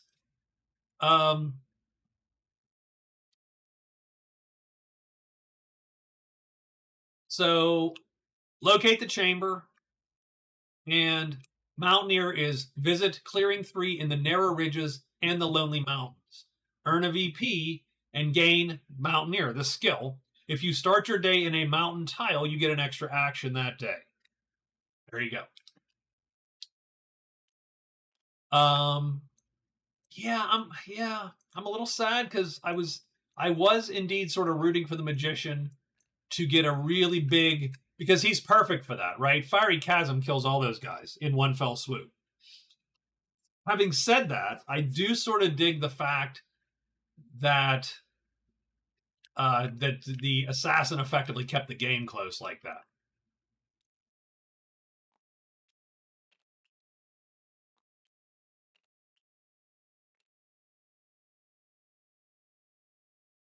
So okay, and I think that's it. I think we are done with that day. So we got day 19 to deal with. Oh, I'm sorry. Time out. That is true. We actually just cleared Boys Night Out too. Hold on. Hold on. So he also scored Boys Night Out. Oops. I don't know what I just did. Bump. Boys. No. I do wish, and I got to figure out if I can do this. I would love for these notepads to have a slightly smaller font for me. But, so we got Boys Night Out. And so he's just scored another point, by the way. So it brings him to 8. So the game is even closer because now he's just pulled within a point of the magician. And he does get a special widget here because he did kill. He got the most fame from that kill, which was the whole thing. So he's going to roll a d6. And we're going to see what we get here. We get 3. New event card called The Boys Are Back in Town. Giant's Reach. Add 1 skill cube to determine the order of your melee attacks. So it doesn't... Oh, okay. I gotta figure out how I'm going to show that. I'll tell you what we're gonna do. We're gonna use the ubiquitous number chits that we stole from the Magic Realm mod, and we're gonna shrink this bad boy down, and I'm gonna put it. The boys come back and are more powerful. Ooh, maybe we're gonna put it right there. So what this means is that if he plays 1 cube, he only plays 1 cube for his attack speed, but to determine if he goes first or not, it's like he played 2 cubes. Similarly, if he plays 2 cubes, it's like he played 3 cubes as far as just the order of attacks. The knight, the ooh, that is that is very interesting. That's an interesting. I'm glad I put that in there because you could indeed, have a situation where, because a lot of these melee fights do come down to, do you attack first or not? Because if you attack first, you can auto kill this guy, whereas if you don't, you're going to take the hit, right? And so that does indeed, that Giant's Reach is going to really make a difference in that sort of all-out offensive style that that he just played in that fight. Okay, so but this card has been scored, so we're going to drag that bad boy out of here, and we are now ready for day 19. Let's see real quick, checking time. I think oh yeah, please, we got tons of time. Although I did take a long time to get to move through this week, but we are plowing through this game, damn it.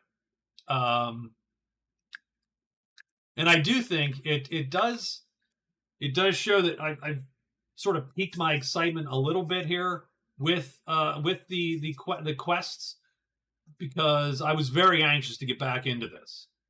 Very anxious. But I will say one other thing though. I'm going to take, if you would stick around, please do. I'm going to take a quick 5-minute break, even though it's the middle of the week, to grab a drink and maybe hit the restroom. So the boys are back in town. I love the song title. I love a little cheesy pun, kind of, not a pun, but you know what I mean. So Burr Rye time. No, we're actually going to drink, probably, to be honest with you, I'm going to save the bull. I think we're going to drink the rye whiskey from Pennsylvania. So I'll be back in a minute. Please stay put.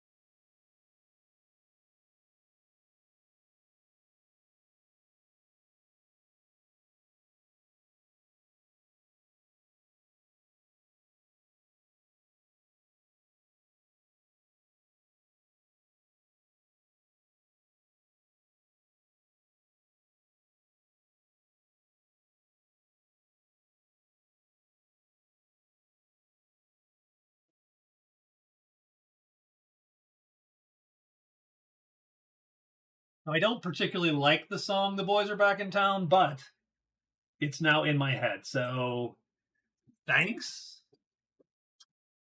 So I think what we're going to drink tonight, So I drank my Bullet 10 year earlier in the week. I did enjoy it.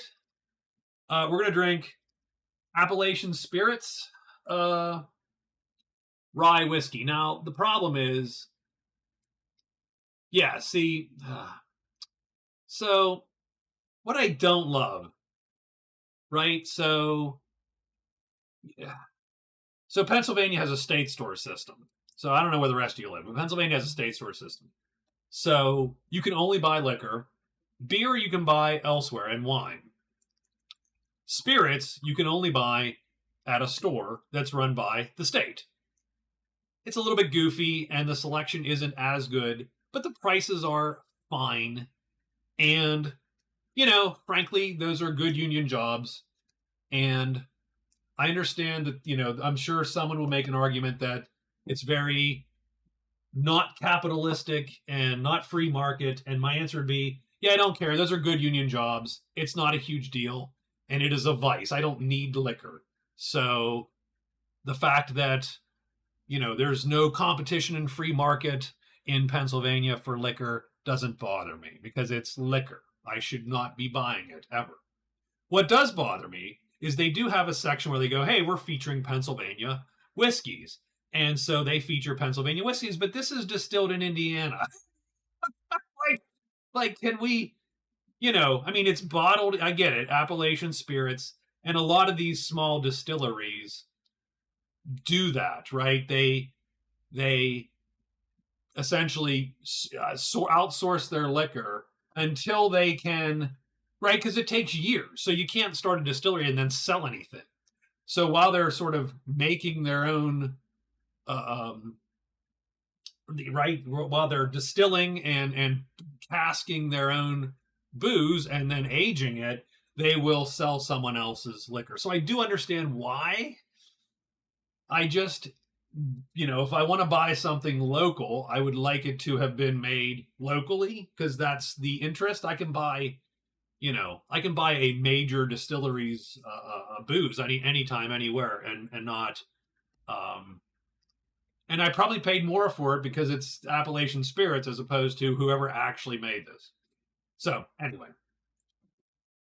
there you go. There's my. And if that's the only problem I have, it's a pretty good. It's obviously a pretty good life. But anyway, so it is day 19. Thank you for hanging out. Yeah, a lot of people find it weird, and yeah, it is what it is. But I don't hate it. It's I get it. Part of that is very Puritan, right? It's very old timey Puritan. Oh, they used to be closed on closed on Sunday, and blah blah blah, that whole thing. Obviously, it's loosened up quite a bit since then, but so okay, so we got the cleric going. Oh man, so she is just stuck, isn't she? Private and provincial stores, but it's almost all the same stuff. I mean, there's all kind of like, and again, some like you go to the South or whatever, and go to some of these places with the stores, and they're amazing. And then you can go like, and of course, New York State has a couple, and it is what it is. It's what am I going to do with this cleric? I mean, I should just retire her and be done. She's not really doing much in the game, but let's see what she can do. I feel so she still needs to rest, and she can't run from this fight. This is a bad fight. I should get her out of there. And I should get her out of there. And so I tell you what we're gonna do. We're gonna go 1, 2, 3. Okay. She's gonna go 1, 2, 3. She's gonna rest 2 because she gets an extra phase for being a human. So she'll pull one of her white cubes back. Done. At the end of the day, she is going to She's going to drop those two. She'll keep self-improvement for the time being. So I will just keep that in mind that I'm dropping those, and I will draw two that will flip over tomorrow to see what she ends up with. Something well, that's why she ran back to the church, the sanctuary. But yes, she would something will just change. Like I don't know. There's a seventh side to these dice, which are follow the cleric. I think so. She is done. So the rogue did find his thing. So he's going to go 1, 2, 3, 4.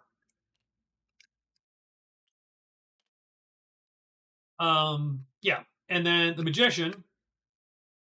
All right, magician. He does have Woodswalker. He does have Troll Slayer. He does have Mountaineer. Now, Mountaineer is what two crazy narrow ridges and lonely mountains. Unfortunately, that is well, let's put the markers down. Copy, paste. That is here.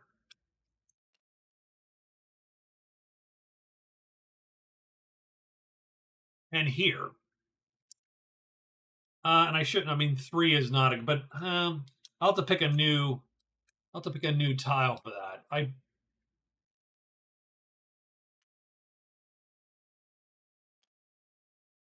maybe do 5.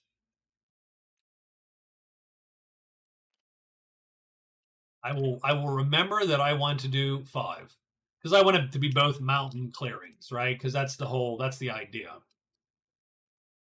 Uh,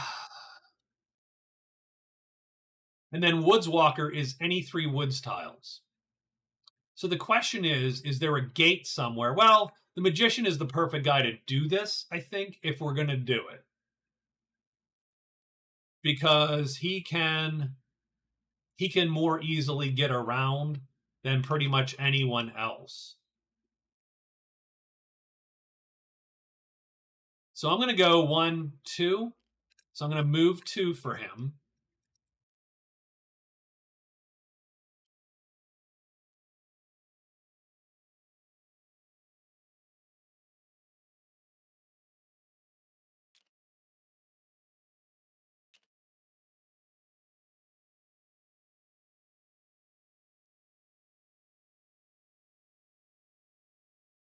And I do want to flip this, but I don't think I can do it today.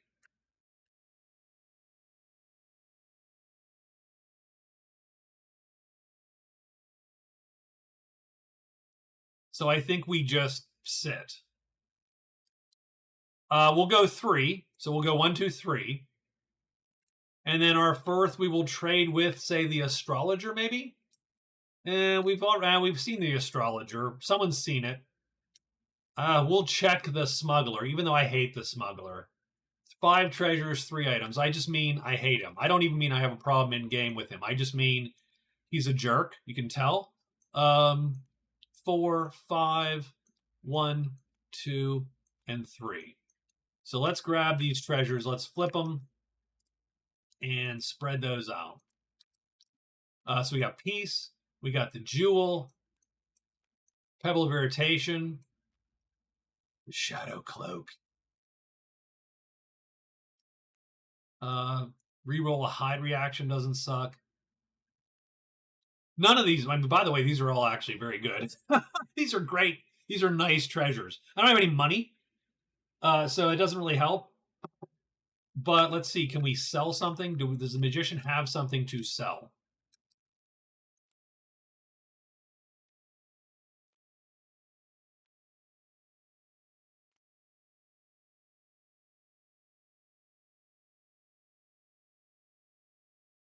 My orc almost being killed by necromancy. Ah, darn necromancers. I hate to say I want to keep.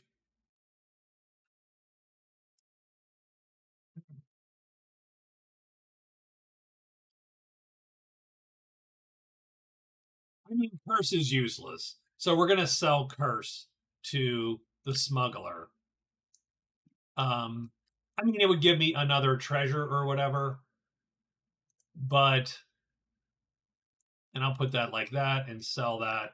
$2. That's all.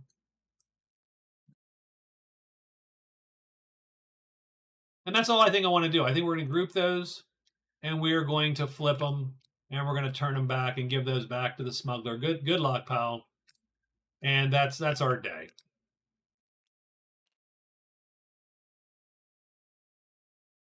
And the assassin's feeling pretty good about himself today.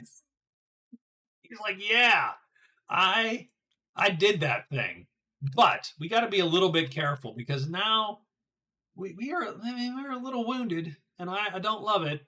So we're going to alert because we can alert, and I think we're going to sneak, and then I think we're going to rest 3 times today, and that's going to get us 2 cubes back. So we're going to take the brown cube back and one of the hearts back, just because I think that's all. I just think we need to be a little bit wary um, of drawing any of this crap, right? And there's a lot of fights where that 6 cube might make a difference, and if it, and maybe we want that brown cube to be up and going. So he is done, and now we're ready to roll, and we do get a return. So, and something that I learned is that does draw all these monsters to the half orc, and I didn't actually know that until someone pointed it out to me. But these guys go away, so that is okay for our lady cleric. She doesn't mind that, I think.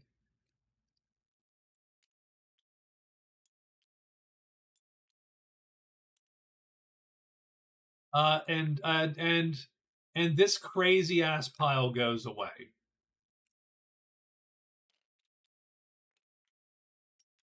which is like one spider and a conclave of dragons. Literally all the adult dragons in the game, almost, right? And the secret cache goes back there. Done. Although it's empty, but it does go back. And the wraith goes away.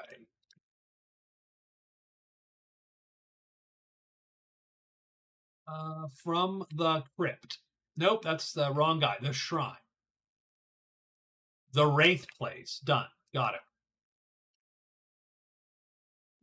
So,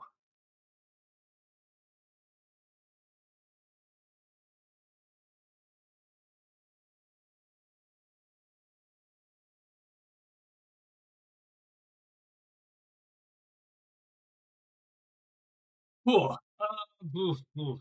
Jeez. Okay. I hate the bats. I do not want to fight these bats. Having said that, I do want to loot this place all to heck. And these bats are sort of in my way a little bit. And so that's a good question.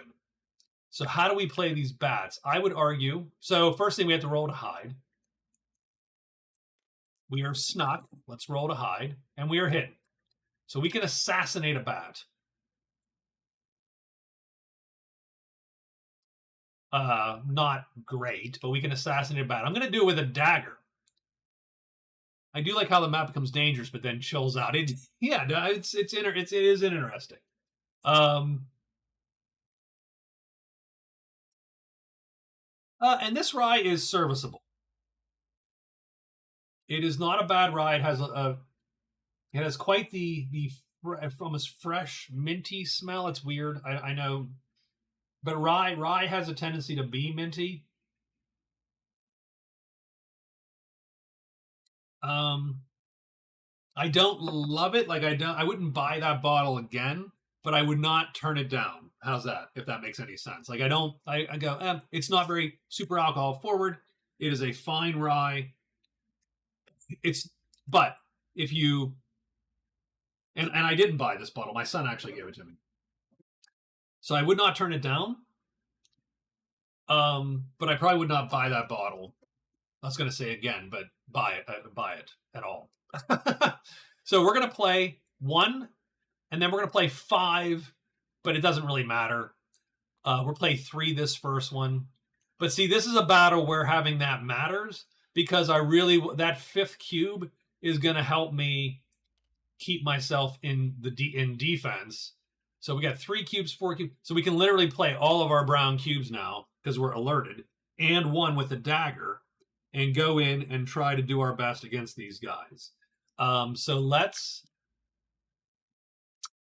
copy and paste that die. So we have 3 black cubes, black dice here to roll, and then 2.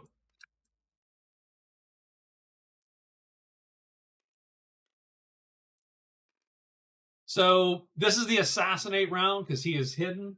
So he's going to jump out, of course. No one is actually ready to attack him. These guys flip over. This guy does not.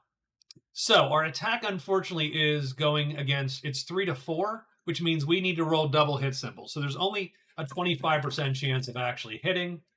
We do not roll the double hits. That's too bad. Now we are exposed and visible.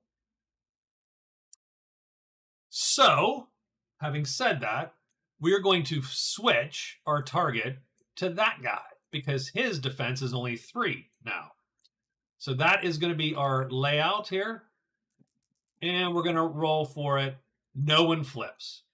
Our attack goes first because it is a 4-speed attack, right? Because we get an extra speed to determine what are, the order of operations. We are first. We are equals, and so equal signs will hit, and we miss because I do.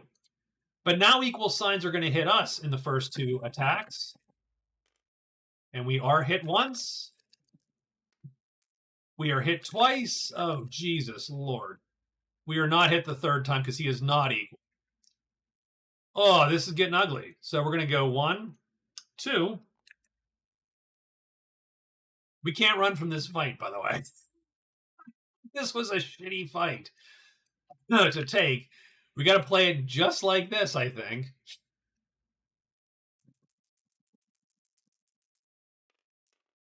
No one flips. We have the 44% chance to hit, and we miss again. I am not super lucky at this game. We are hit once. We are hit twice. We are missed.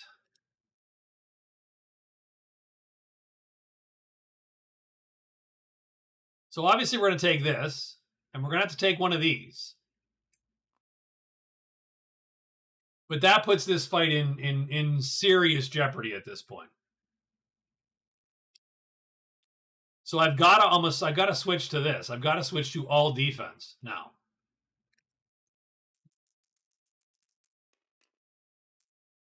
So these 2 guys flip. Our attack is equal speed to these guys. And it actually is amazingly equal now because it's 0 length. So we'll go first just because. But now we need double hit symbols because we are slower than all. Our attack is slower than anyone's defense. And we miss. And now, but their attacks are slower than us. And we are missed. We are missed because that equals does not hit anymore. We are missed again. That's the first round where nothing has happened. So this could stalemate, which is what I'm hoping for right now. Please stalemate. All right. Same layout. This guy flips and this guy flips. So our attack is actually faster, which is nice, but only hits on this result, the double hits. Come on, give me. No, we miss. We miss again. We are hit. Ah, geez. That's 1 miss and a miss. We're going to have to drop this. Nope. We're going to drop this cube. Done. But we have to survive 2 more rounds. Never mess with bats. You know what? I think you're correct. So this bat's going to attack first. And he hits. Wow. We'll roll the other bats just to get that done. That's a miss. And that's a miss. So we do take another hit. Holy shit.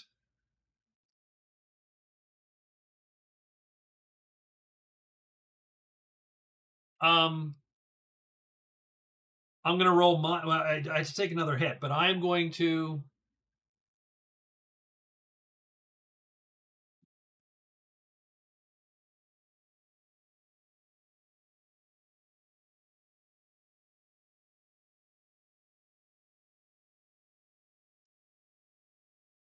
Jeez, oh man. So what do I take? The first guy hit me, right?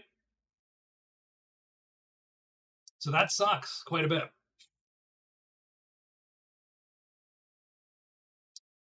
Because either I take the dagger away and I don't get to attack back, even. Humbled by bats. I should not have taken this fight.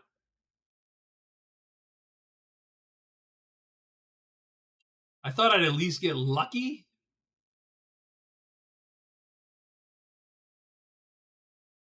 I probably should have just gone all defense from the get-go. But I thought we had a shot.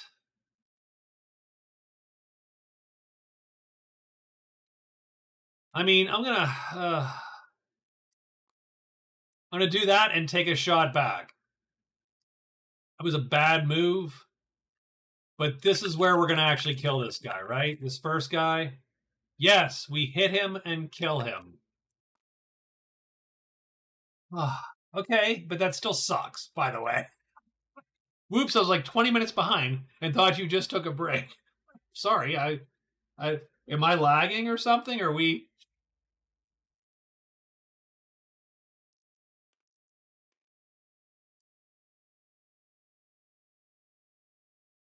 Okay. Well, we live to fight another round, I suppose, but hopefully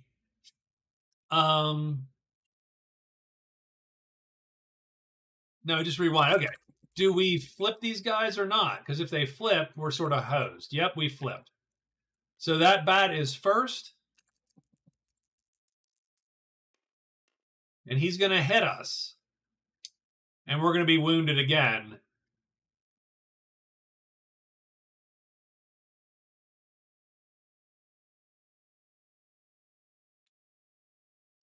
And we have to.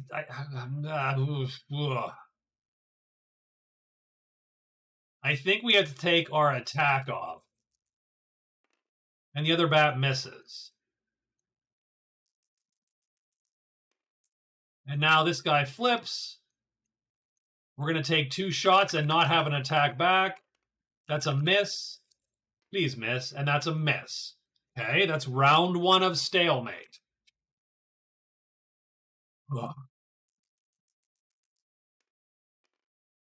He flips, that jackass. This guy flips. He is going the big attack. This is the attack that matters. He misses. The second attack, which also matters, also misses. That's round 2. That is a stalemate.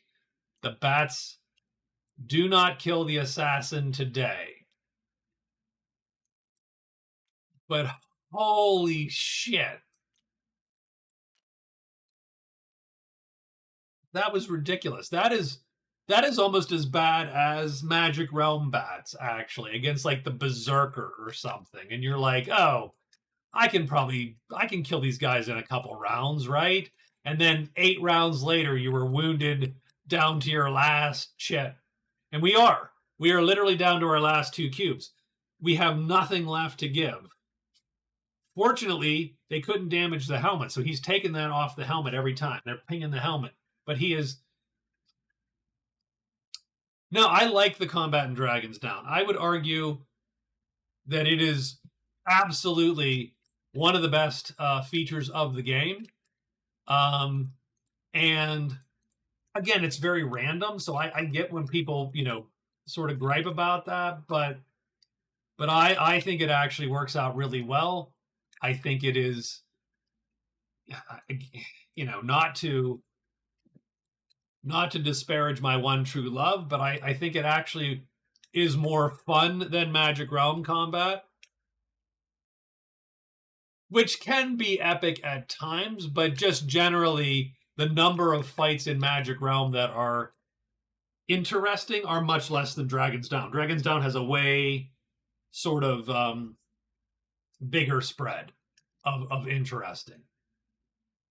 And I appreciate that. I think it's a good combat design. You know,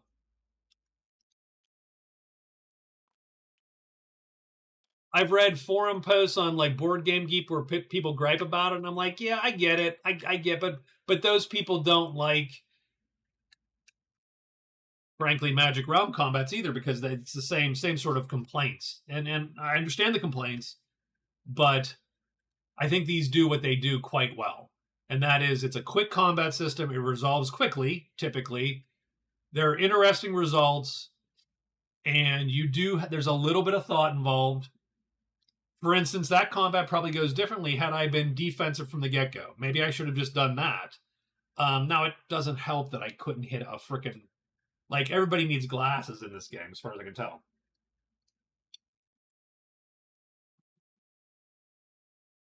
Oh, okay, hold on. I'm tired. I'm just... Oh, I need to rest a moment.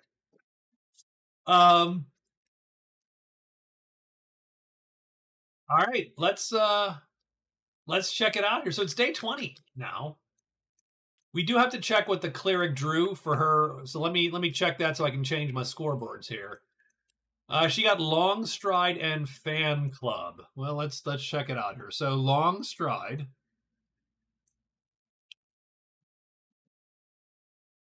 and Fan Club. Fan Club. So Long Stride is very simple. Hey, what's up, Rob? How are you? Gain 1 move action today. So one day she just gets an extra move.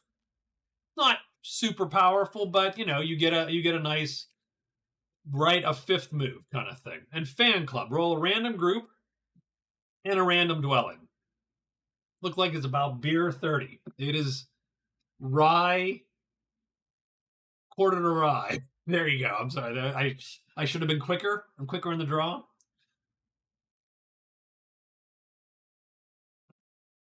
But I wasn't. Sorry.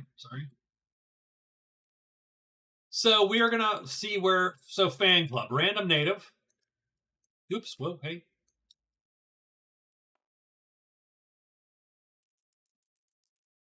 And 4 Sanctuary. So guess who it is? Guess who it is? Acolyte 2 shows up. And where does Acolyte 2 appear? Acolyte 2 is going to appear at the Sanctuary. Weird.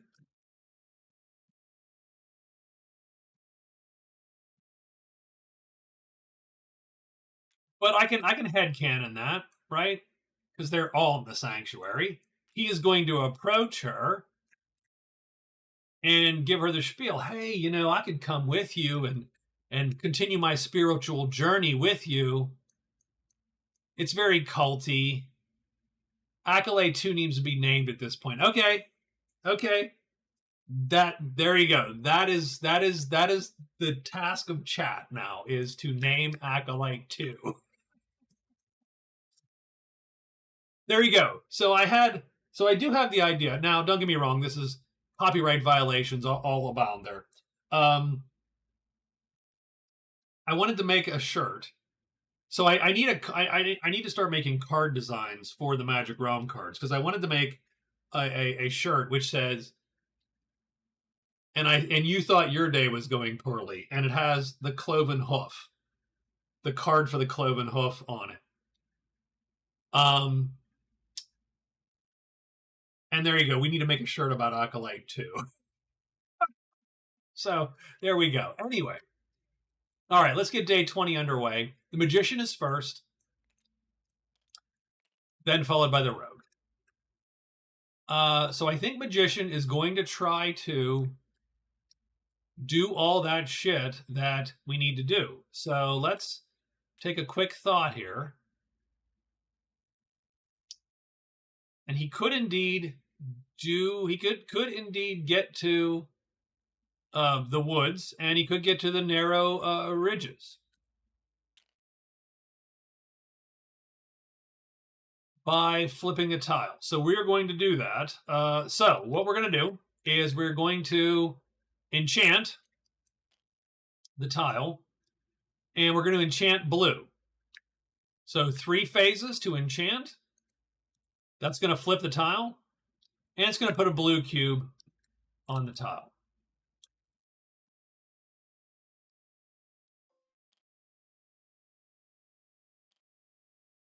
So that's 3. And then, frankly, I mean, there's not much more to do, really, but I think we trade for our 4th phase, but we're going to trade with the astrologer just to see maybe. I think someone sold some stuff, and I forget what it is exactly. So let's flip it and spread that. We have the symbol of knowledge, extra learn. Symbol of magic, extra enchant phase. That one's sort of cool. Now, we don't have any money, but I just did want to see where we had ended up here. So good enough. We got some symbols and done. But we're not going to buy anything. We don't have enough cash. We could probably buy one of those symbols if we lucked out. You know what? Let's try. You know what? We're going to try. Let's try for the symbol of. I'll search this time. Let's try for the enchanting symbol. So it's $5. Wit. No, it's the astrologer is not wit. The astrologer is wisdom. I don't know that the magician is wise. Let's take a look. He's a 3. He's fine. He's vaguely wise. He's reasonably wise. He's half elf. He's lived a long time. We did roll a 3, so it's down to $10. Let's do it again. Bam! $5. We're gonna do it. We buy it. $5. And we're gonna take the time stone. Oh, a time stone can be good. We will re-equip that when necessary.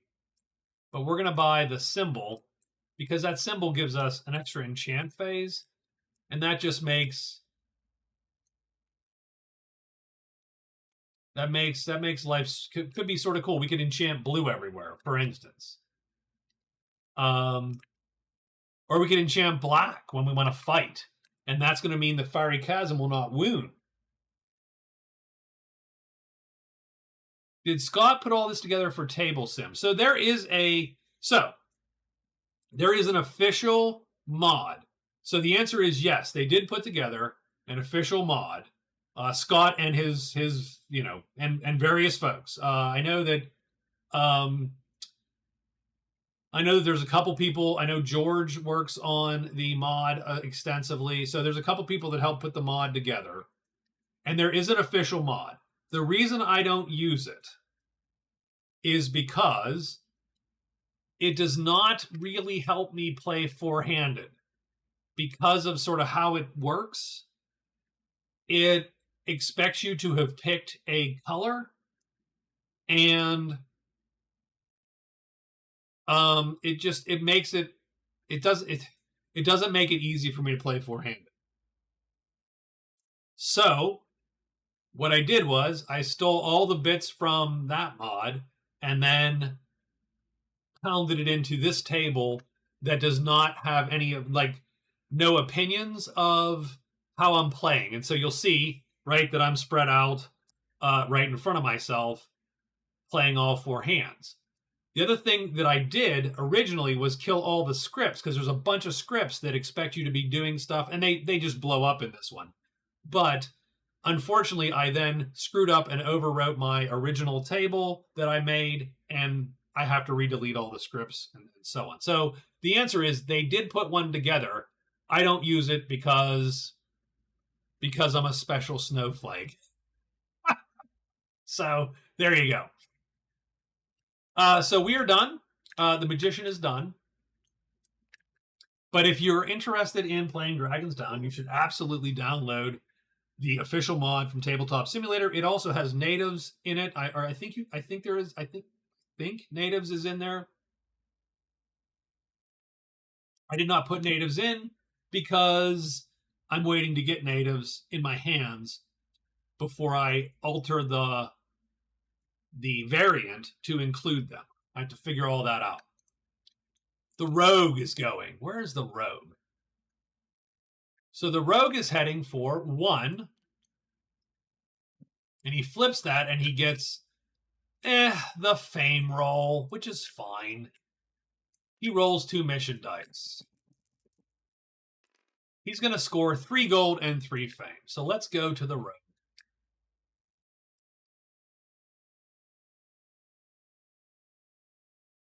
Curious because the art of the card seems AI and art. Yes. So that part is so all the cards that look like honest to God cards are absolutely official. If you buy the game, it's what you're going to get. And Scott did indeed. So he, so the rogue gets 3 fame, 39, and 3 gold, 63.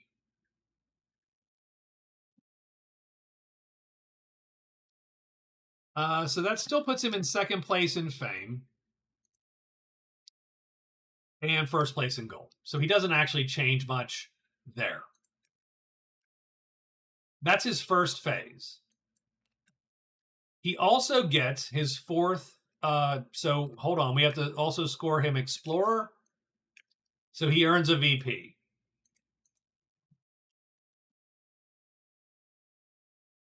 Again. So he scores Explorer twice in the game, which is sort of fun. You can't have duplicate cards, but you can get the same card twice if you do indeed get it. So once he finished the first one, he then afterwards, a couple turns later, drew the second one. And he gets trinkets to centaurs.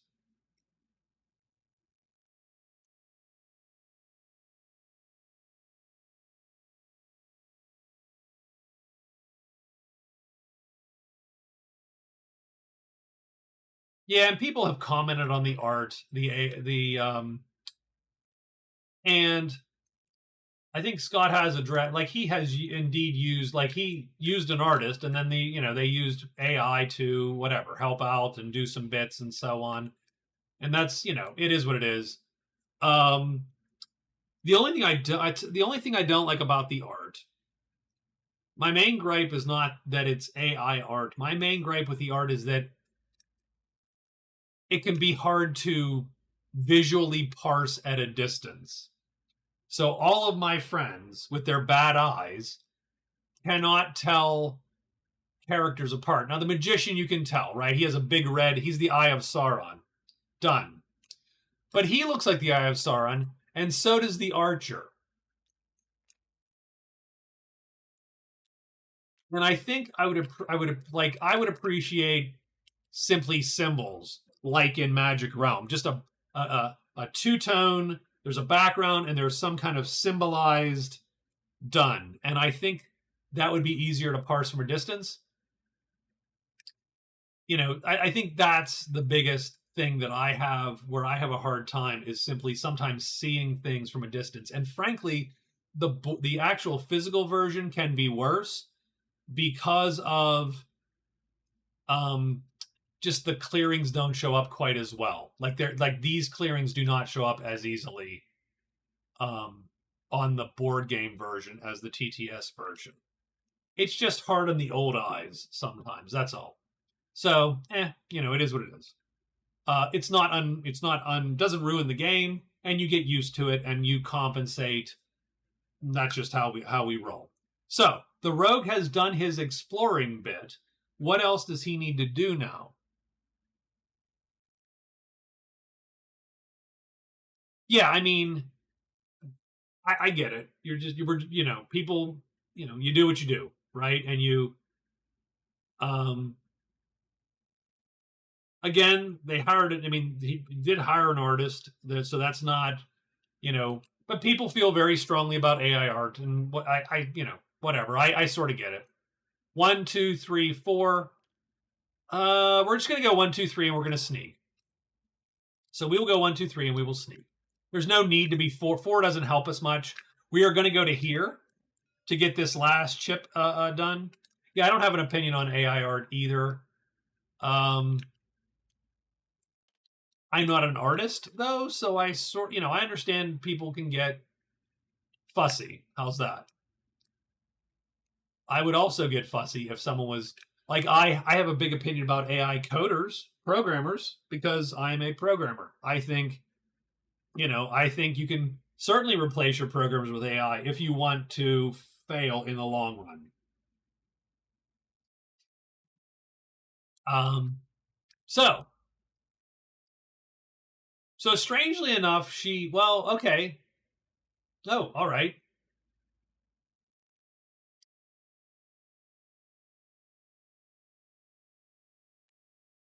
So she rolled him yesterday.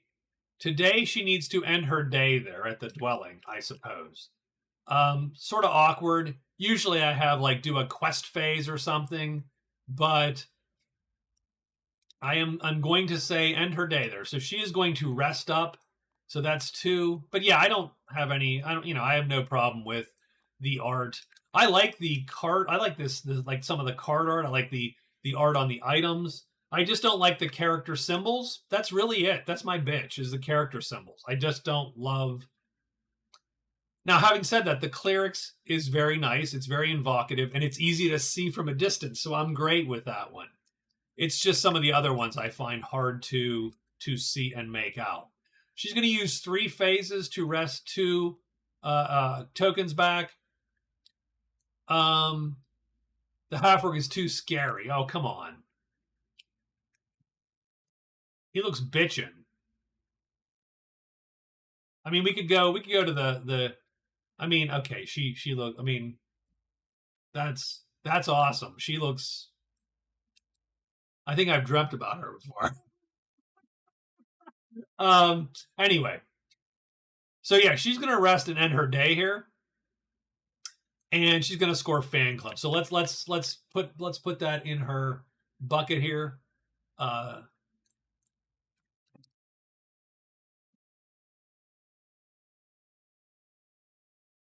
she's going to score fan club, which is her second point.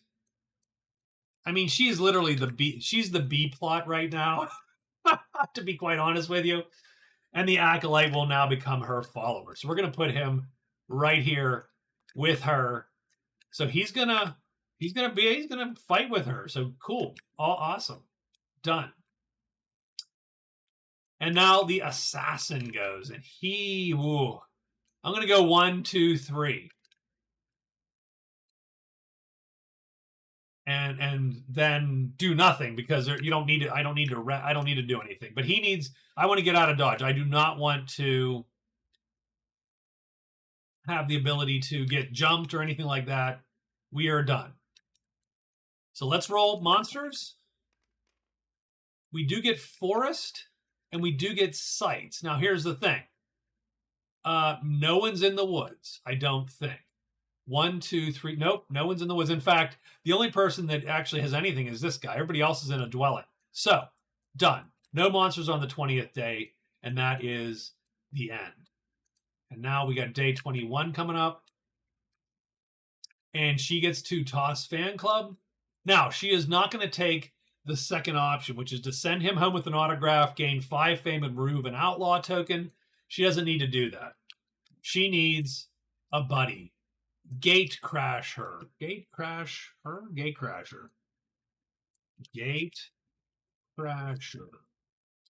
Gate crasher is succeed in searches 3 separate clearings that contain gates. Earn a VP and gain a gate key. Instantly travel from anywhere to a gate of your choosing.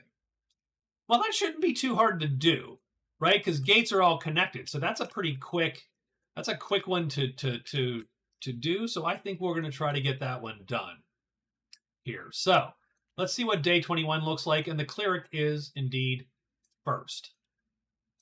So she is going to go 1, 2, 3, 4. Well, I'm going to go 1, 2, 3 sneak. How's that? So the cleric will sneak. The followers are assumed to hide with her. Like these fighting followers do not hamper your ability to sneak. The civilians do, like the vendors and stuff, all make it so you cannot sneak anymore, which makes them super dangerous, by the way. The rogue. We're going to go 1-2 and draw this, and it's a treasure. That's cool. Ooh, the bogans, the brogans of the birds. So he can fly, what, one move a day or something? One move action each turn. So the first thing is he gets 5 fame because you still get fame. So he has 44 now. So I'm going to put that down. Epic. On day 21, he scored an epic. Plus epic, 5. That gives him 44 fame. Still in second place, by the way. Rogue sneaky, good get. Yeah. No, he's the rogue is on point at the moment. We actually, and we should consider trying to get back to a dwelling, and we should consider so 1, 2, 3, 4, frankly. Done. And in the dwelling, we would turn in our owlbears we've had for the whole freaking game. We would turn in our disenchant, like we would sell all the shit that we have that we don't actually need, and figure out our quest cards, etc. And now flying is going to get us out of this little weird spot. We're going to fly to get to here and try to loot the hell out of it. And is the monolith there? The monolith is there. So the rogue wants to find this anyway. So I think he has a clear plan going forward. It is good. Yeah, that's cool. And I will say this. So again, Magic Realm does this also. But there is such a wide variety of items in Dragon's Down. I think it also does it sort of a little bit better. Is all the fun interactions of all the items is very, very satisfying. Magician is up next. So the Magician is going to go. Rob, I think those notepads may serve you better if it contain columns to help out a agreed. I do agree. Yes. But I don't have those, right? And I don't want to take up. So I was thinking about porting over the Magic Realm cards. But I was like, nah, I don't think that's a good idea. They're too big, right? Because you already have a character sheet here, so it doesn't work out as well. This is fine. I don't need, because I don't need to tally it up. I do have a tally. I'm keeping a running total. I just want a record, if that makes any sense. But I do agree with you. It would be sort of cool if I could get effectively a spreadsheet version of this, like an Excel, which I'm going to go look for once I'm done with this stream tonight. I'm going to go look on and see if there's maybe like a spreadsheet version of this, but I don't think there is. Because all this is a giant text box. It's literally a giant text box with lines superimposed such that the font size is just the correct size. So, it is what it is. That's why they don't have a smaller font size, because it wouldn't line up anymore. Well,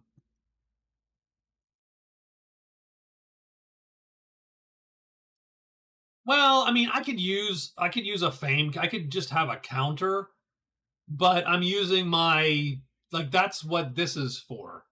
Well, you can't see that. That's what this is for. Right? I know how much fame the Magician has. It's on his scoreboard.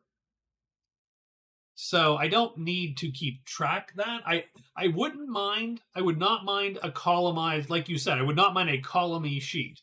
And actually, I got rid of the counters. They have counters for gold and fame and victory points. They actually have them. I got rid of them because I have these scoreboards anyway, and you want to see the quests they have. I think people want to see the quests on the scoreboards. Maybe I'm wrong. Um, I don't know, but think about it and think about what might work best, and we can talk about that. So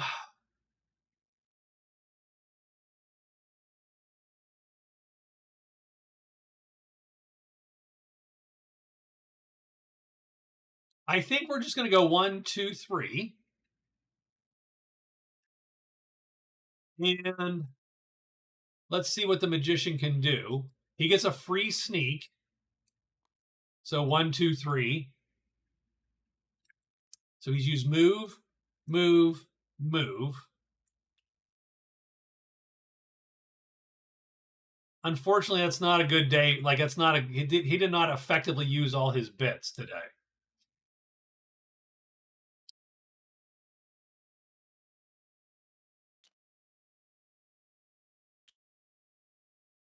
Well, no, actually, that's fine. That's fine. Hold on. Okay, that's cool. So he goes 1, 2, 3.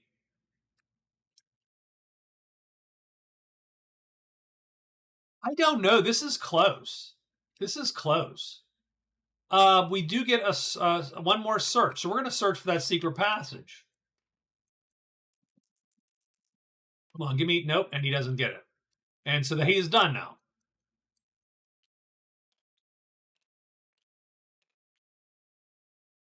Oh, he is snuck. Let's keep that up there because that could be important. We don't want him to die. I mean, and now the assassin is going to rest.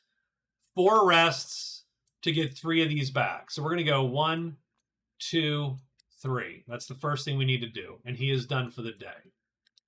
Let's roll monsters for day 21. Oh, so we get this weird combination of monsters go away and monsters hit up sites. And these guys go away. So we don't even get revenge on the bats. They actually gorged on his blood.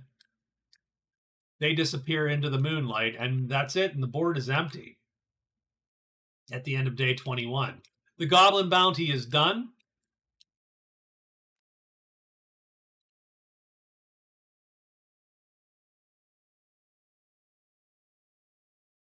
I agree. The magician's a little bit listless now that he got his points stolen away. I do agree with that. I'm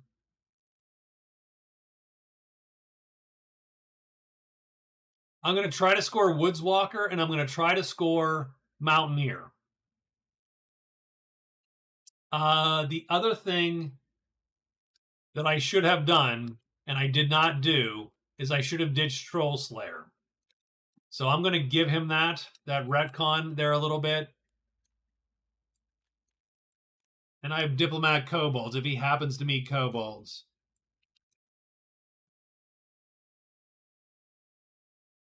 That's not a good one either. Oops, I just screwed up the chat. I'm sorry. Well, give me 1 second.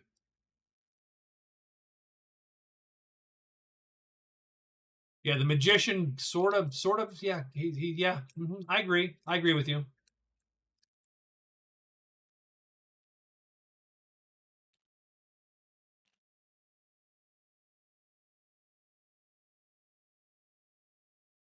One back okay, 2 or more stay away. Yeah, no, I think you might be right, Rob. So let's check everybody real quick, right? So the assassin has he has 70 fame right now. 13 and 16 is 29. That is 60, 70 fame. Yeah, so he has 70 fame, 26 gold, and 70 fame puts him in the lead, of course. 26 gold is enough to put him in second place. He has 8 points. Done. That's the assassin. The magician, 35 fame, 10, 20, 35, done. So he has 35 fame. He has 2 gold. But he does have 2 treasures, and he has learned 2 spells. Now, the 2 treasures got to be careful, because one of them is hidden. So, yeah. And he actually that time stone though could be so useful. So I am going to I'm gonna put this thing over here just so we can see it. But that time stone could be super useful to him in a certain circumstance. He has 5 cards scored and 2 for treasures and 2 for spells. So he's still winning with 9 points, but he does need to make something of this last week because he has sort of stalled out a little bit. As you can see, the last time he recorded points was day 15, not any time more recently than that. So that's a good call. The cleric, well, I almost don't care. She has 2 cards. Done. And she's just trying to make what she can make out of this game. You know, again, I would almost retire her, but there's no need for this game to go faster, really, because it's on on stream, and I do want to hang out with you guys as long as possible before I finish up. And I think the rogue is I think the rogue. You're right. I think the rogue has a good path. First off, the Woods Girl is infinitely better than the cleric. I'm sorry. I do like the cleric a little bit in the game, but I don't. Yeah, but whatever. The rogue. Oh, wait. The rogue does have some points here. The rogue has a treasure. We need to mark his treasure down. That gives him 2nd place. That puts him to 8. So that's where we're at. His scoreboard is actually up. So let's take a quick look fame-wise. 10, 25, and 16 is 41 plus 3 is 44. And he's got 63 gold. So he is winning gold. He is in 2nd place in fame. He's in 2nd place in treasures. He has 4 cards scored. 1, 2, 3, 4. Yes, Explorer twice, Owlbear Bounty, and a Storm. So he is at 8 points. This last week is going to be super close. I feel the so I've known the Woods Girl. First off, the Woods Girl's pretty cute. Let's understand something. No, I hear you. No, she is the ambush archer of Magic Realm, and certainly of the 3 female characters, the best in my opinion. But I do appreciate the Amazon. In the quest game, the Amazon has a nice advantage. And the witch, I hate the familiar, so I hate the witch. Sorry. But also very effective at times. So, but if we look, so we look at this game here, and this last week is killer, right? We have three folks within a point.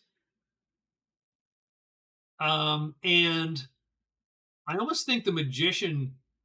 So the magician, he's going to try to score his points, but I almost feel that he needs to find that big monster score and just nuke the shit out of some monsters to try to steal points away from either the assassin or the rogue. But I don't know if that's even possible.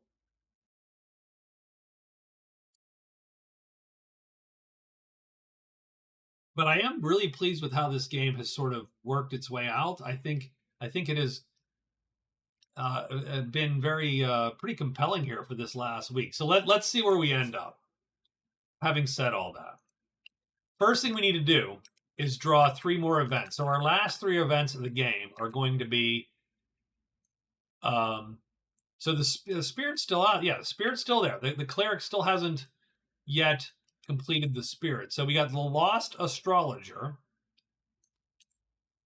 a Robber Baron, which I have not seen yet, so I need to, and then the Thieves Guild. I'm going to put these down here, actually. And I like symmetry, so I can't help myself. So I am not by any means OCD, right? The people joke and go, "Aha, it's my OCD," and people with OCD actually would argue that's stupid to say because you don't know what that feels like. I will say one thing though. I had this thing where if I'm playing pinball, I used to play a lot of pinball. When I played pinball, I could tell if the machine was not parallel to the wall exactly. If it was off by a little bit, I would notice, and it would drive me nuts to the point where I would maybe tilt the machine, losing, my ball or quarter just to try to get it so that it was, in my perception, parallel to the wall behind it. It would drive me berserk if it was off. I could just tell every freaking time. Anyway, so I don't know where the hell that came from. I have no idea what the hell. I don't know why I just talked about that. So, place the guild in a random clearing in one of the following. So let's roll a d6. I wish I was better at pinball, but I played a lot of it. I was good at some games. Addams Family and the Cyclone. Oh my god. I loved some of those old Williams pinball machines. Now Addams Family is not that old. Addams Family was sort of that newer version with the cool LED shit going on. But I was really good at Addams Family. Really good at Addams Family. Great at Junkyard. But the game I loved was one of those old LED. You did not have the LED graphics or whatever. It was just like the digital, not not mechanical, not electromechanical. It was, but Cyclone. I love that game. Anyway, Thieves Guild, Decayed Swamp. It's in Swamp 3. So Decayed Swamp 3, we're going to put the Thieves Guild. Let's find the Decayed Swamp. Oops. Whoop. Oh, crap. Okay, hold on. I'm spelling ass by accidentally. Decayed Swamp. Decayed Swamp 3. Boom. And we do not want to spell ass. Let's actually put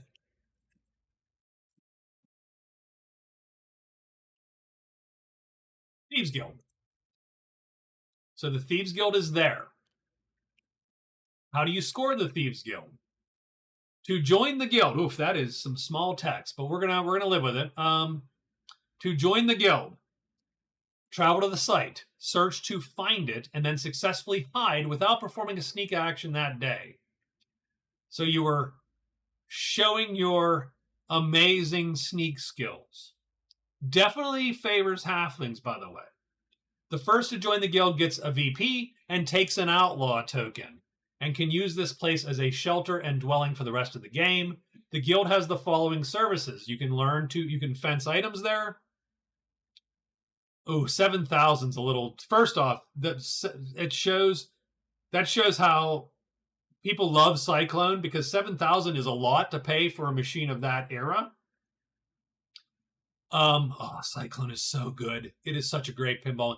I would buy a pinball machine if it wasn't for the fact that at that point I'd have to maintain it, and that is going to be a hassle. Those things do wear out, and pieces wear out, and there's just less and less good ways to get parts, and less people to get those parts. I love Cyclone. Love that game. It is a top-notch game. You can sell items here. You can learn to you can be stealthy and learn to reroll a hide die for 20 gold, and learn to steal from vendors for 20 gold. No one else can use the guild, and you can't see this. It's slightly below my scoreboard. No one else can use the guild unless they pay the first character 6 gold, in which case they can then use the guild as normal. So get there and do a hide, pretty much. The Lost Astrologer. So the astrologer is going to wander into a clearing. Let's go find him. So there he is. And let's put him in a random location. Sorry, I'm talking way too damn much. But hopefully you guys will bear with me. 2, 3. So 2, High Pass. He's in High Pass 6. High Pass, there it is. High Pass 6. So there is the Lost Astrologer, and we're going to make sure we know he's lost. $14,000. So here's the thing: I would not pay $14,000 for any piece of entertainment. Like, nope, can't. I just can't. Nope. I will be totally honest. Seventh, if it was 3,500 for a Cyclone game as opposed to 7,000, I would be like 3,500 maybe. I might be able to swing that. Not buy food for a couple months or something. I don't know. To have the Cyclone.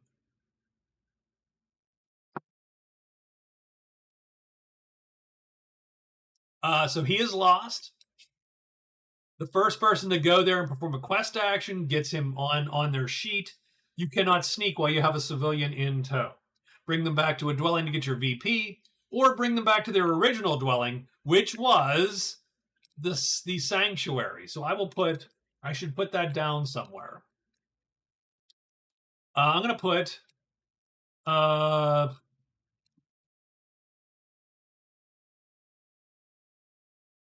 sanctuary. Now, he doesn't have to go to the sanctuary. He can go anywhere. But if you do bring him to sanctuary, you do get the extra reward. Last week of the game, it's not worth it. You would pop him to the mine if you could, right? Because it's just boom, it's right there. Last one is the Robber Baron. Oof, okay. Topmost Knight, 2 Wardens, and 2 Villagers. Topmost Knight. So not the leader. It's Knight 3. 2 Wardens. Warden 2 and 3. And those guys are reasonably dangerous. And then 2 Putsy Villagers. I hate the fact that these are inverted. Like, this drives me a little nuts. I should fix that. But anyway. These guys are in a random clearing terrorizing dudes on the road. So it's 2-6. So 2-6. We can't choose a hazard. We can't choose a location. It's 2. 2-1. Narrow ridges in 2. And the narrow ridges are here. Oh, man. Okay. Hold on. You know who can't steal this shit from me this time? The freaking assassin can't steal my shit this time, pal. There's the Robber Baron and his boys. If their leader is defeated, the rest scatter to the hills. You could negotiate, but that is a hard charm test. What that means is we roll on the loot dice. So the green are the easy, the haggle dice. The hard are the yellow dice, the loot dice. The hands or the doors are the fails, critical fails. Dealing with this rabble earns you 1 VP and 4 mission dice, and you can discard all the outlaw tokens that you have. And they are right there. So the magician just got a freaking gift. The goblin bounty goes away. The kobolds, of course, exist till the end of the game. I think that is it.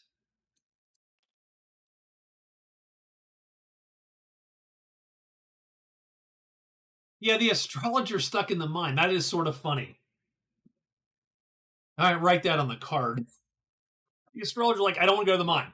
I have one thing. You cannot take me to the goddamn mine. No, stop it. But don't you want to know about crystals and shit? No, I'm an astrologer. I'm not a new age whack job. I'm just an astrologer.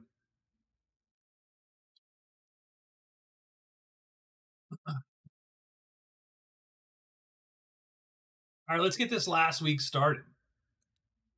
The magician will go first. So I think his goal is clear. I think he needs to nuke that tile. I think that is so. Let's take a look. I think he can do it. I think he can do it. Because keep in mind, he has an extra sneak. So he is going to extra sneak. So here's the question. Are any of those guys fast enough to dodge him? No?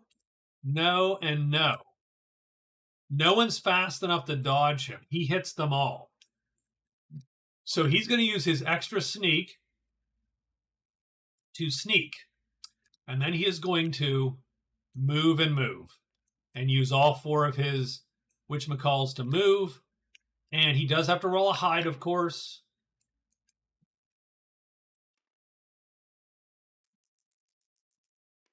And he succeeds. So he is hidden. The only thing that would stop him is if dragons appear, and obviously they're not flying, but he might still go for it and vapor form out of there. We'll see. But he just got dealt a freaking gift. Absolutely 100%. The rogue walks into the outpost. What else does he need to do? So he's going to trade with the vendor that's there. And that's going to be 5, 10, 22 bucks. So first thing we're going to do is trade with the vendor. 22 bucks gives me 85 bucks. So let's start with that. These go away because they're just trophies that he has never turned in. And let's go to the vendor and see what the vendor actually has. The vendor has 3 treasures and 4 items. 1, 2, and 3. And 1, 2, 3, 4. And I'll tell you exactly what he's going to do. He is 100%. So let me, first thing is, let's group these. And then flip them. And then, oops. And then spread them. And I do not care about the spell books. I don't care. Wait, that's what he has? Got to be kidding me.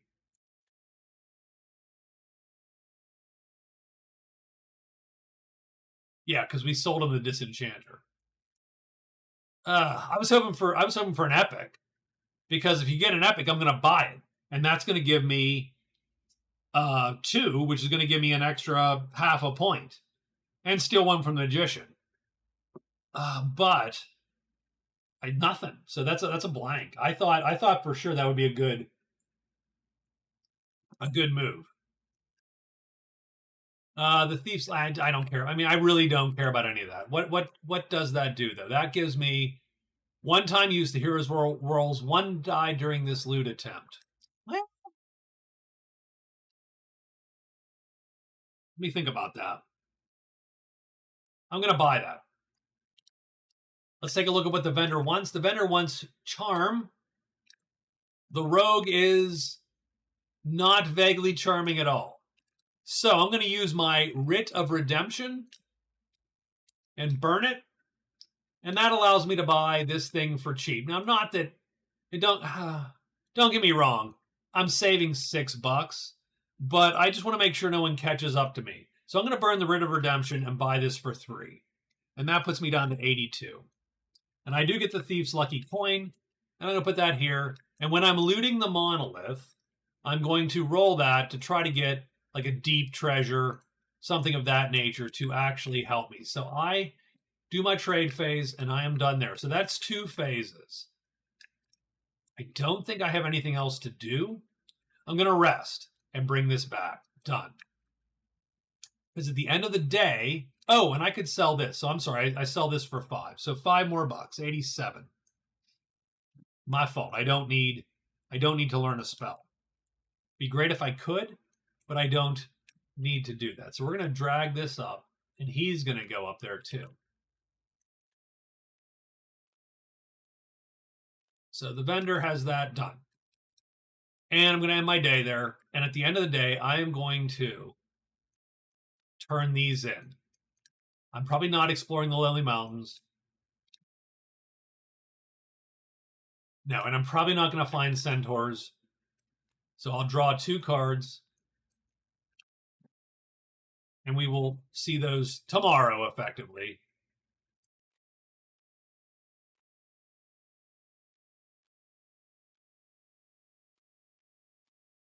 Not great. So we get Flat Earther and Navigator. Navigator's a little rough at this stage. It's probably not as bad as it is in Magic Realm. So Flat Earther is visit clearing 3 in the flatlands and the grassy plains. So earn a VP, and you get an extra action if you start your day in plains.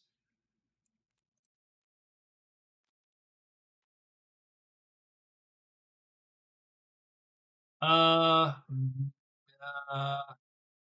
grassy plains, that's over here, and the flatlands.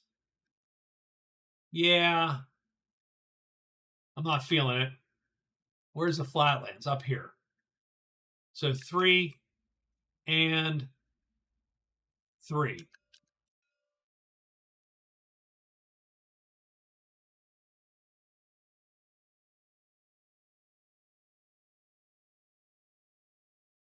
Yeah, you know, I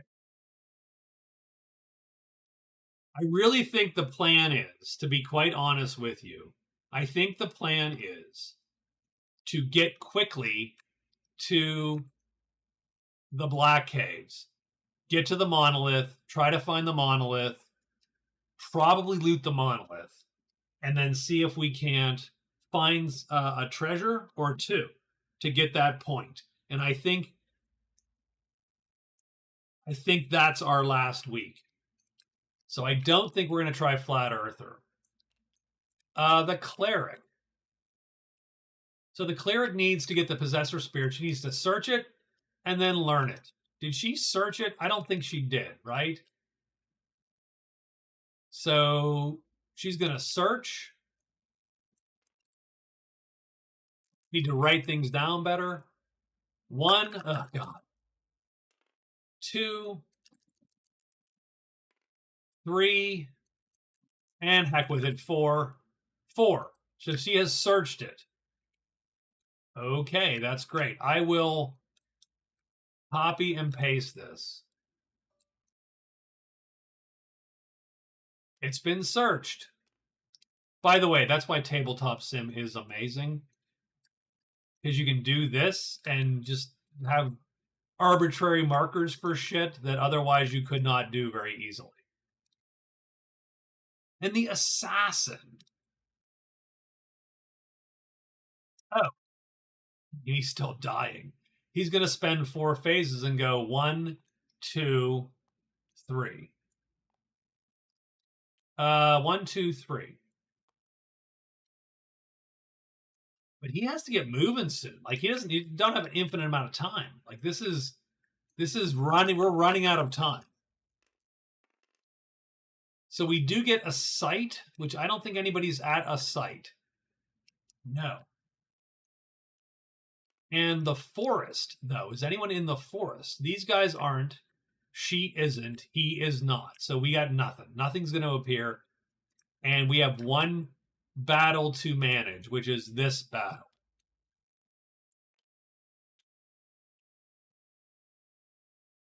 Oh, man. So we are hidden.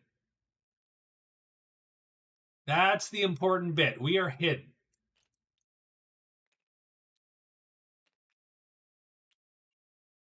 We are going to play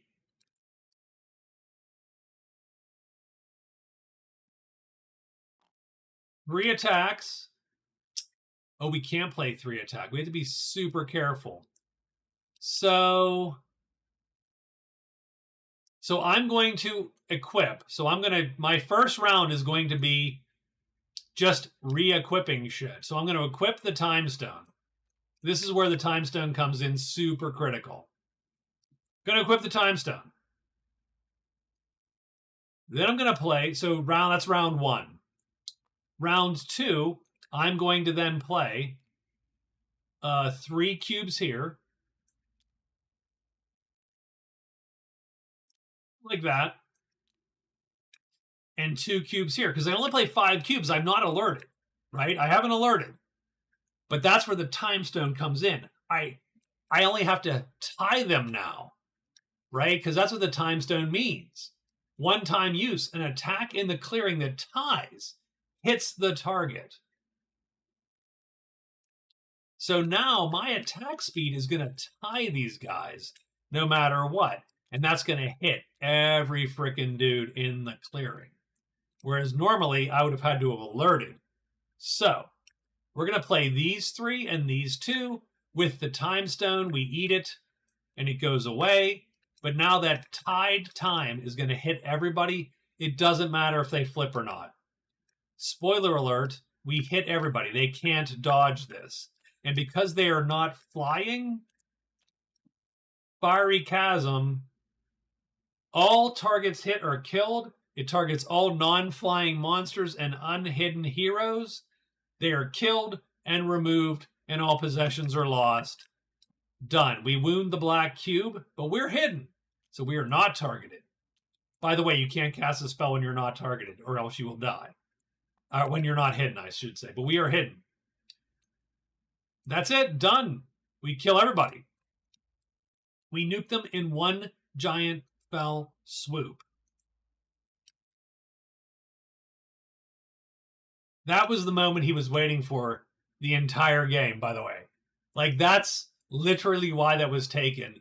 And the time stone just made that more possible. Otherwise, you've had to alert it, and that would have taken him one more day to do. We rushed in, used the time stone, nuked. That's going to give us 28 fame. So the magician gets... so where are we at? We're at day 21. I hate the fact that it does not allow me to just put my cursor down there without... So we kill a knight, 2 villagers. We're just going to do VV. So we're going to do KVV, Warden, 28. And I will know what that means. So we kill a knight. We kill 2 wardens, 2 villagers. That is 28 points. So the magician gets 28 fame, which puts him at a total of 63. Which is not quite enough to beat the assassin, but it is enough to steal a point from the rogue and put us at 10, and the rogue at 7. The rogue is upset, by the way. These guys go back to their respective piles, so let's do that first before we do anything else. The knight, the wardens, and the villagers.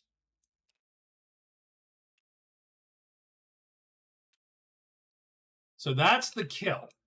We then score, by the way, Robber Baron.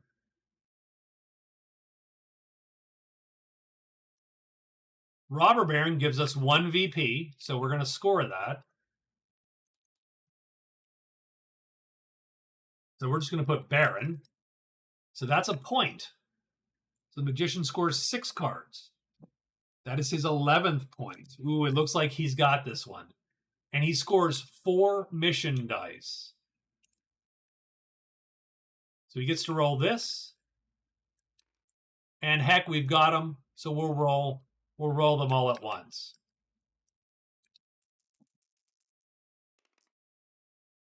And that is worth 8 gold and 4 fame. That's too bad because...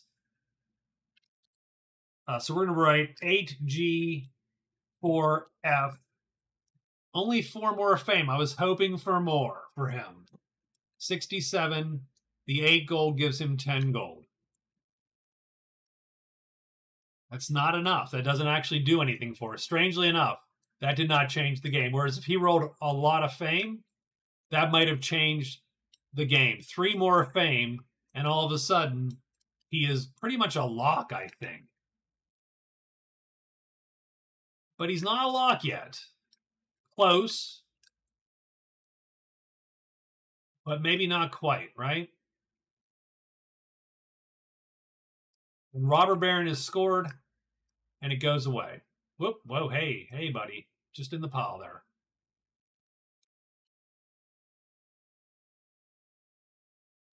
That's day 21. And like I said, that was literal. So that was literally the the one fight I've been waiting for 21 days. That was the one. I have teleported. I've used gate on a guy.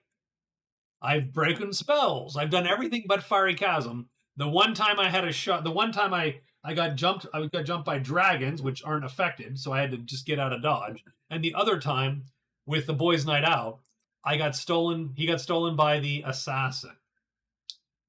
So that was pretty cool for him. Done. Then at the end, he equips the symbol of magic again and gets all that ready to roll tomorrow. So now the assassin and rogue have to sort of step it up. We've got to figure out how to score some points.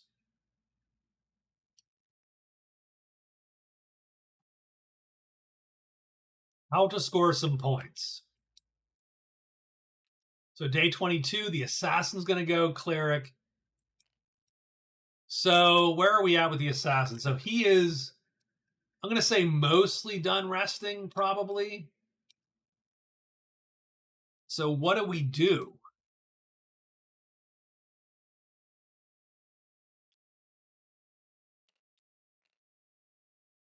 Ugh. 1, 2 for sure, right?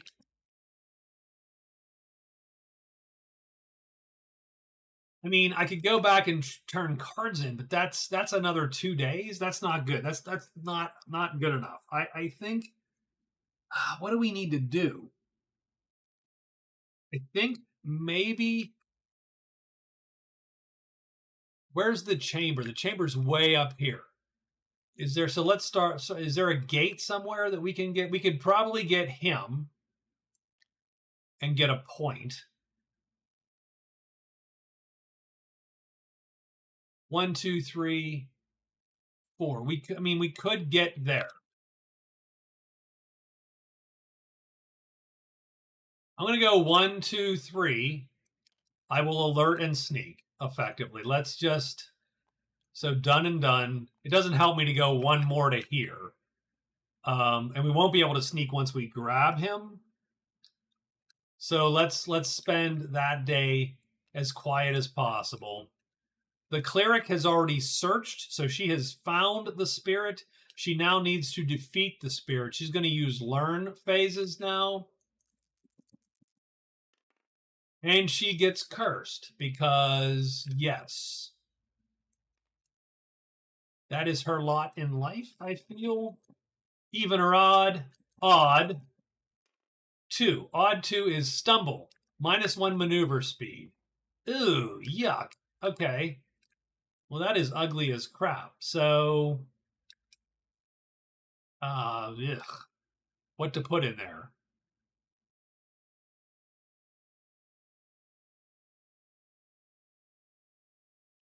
I do not know what to put in there. We'll put, copy her counter, flip it, and then shrink it to show.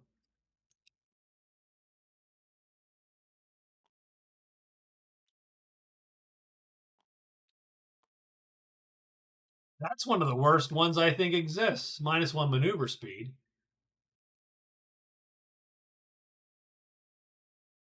Although I don't know that closes the. We shouldn't even do that. I'll put that next to it. It doesn't close the box. She can spend the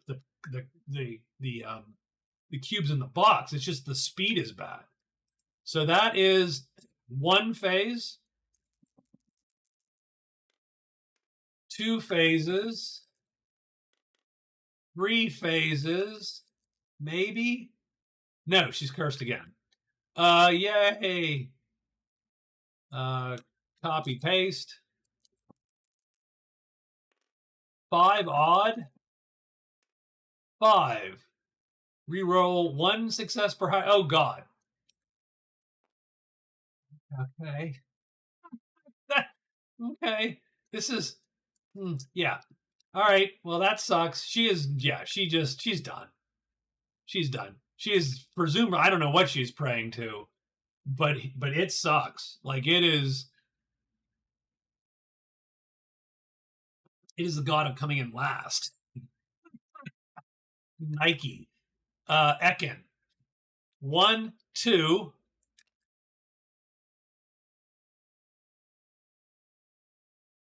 We're going to fly 3. So we're going to fly to here and then roll to see where we end up.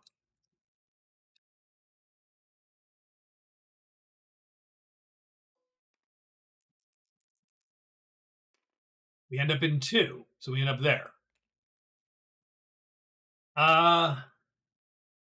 Okay, that's great. And then we're going to probably sneak because we might as well. We don't have much else to do at the moment. And done.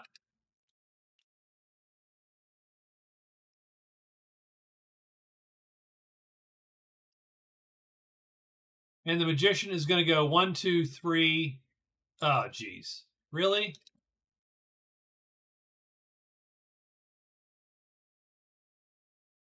Sneak, obviously.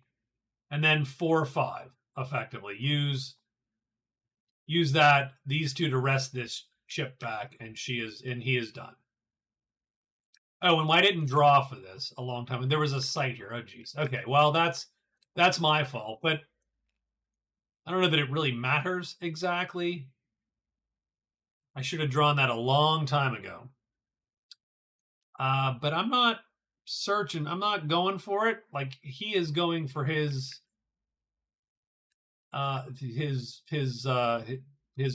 objectives, essentially. But that would have changed the game. That's my fault. Again, mistake. We're going to get 1 adult dragon on us. Sucks a tiny bit because we can't nuke it. So that is a bad draw for us. We do have to roll the high dice, which we will.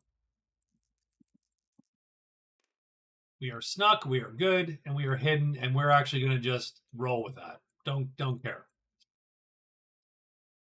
Yeah, it's not. Yes, that's not a fight for us. Our kill really is just, we literally have one way to kill things, and that is Fiery Chasm.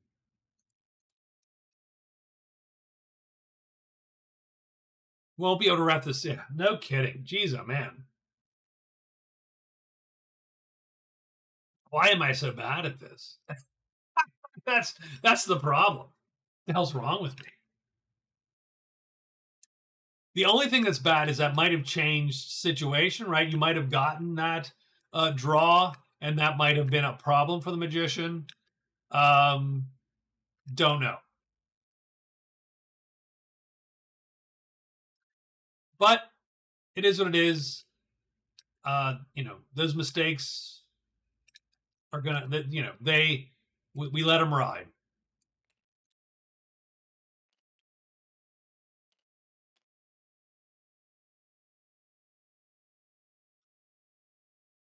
All right.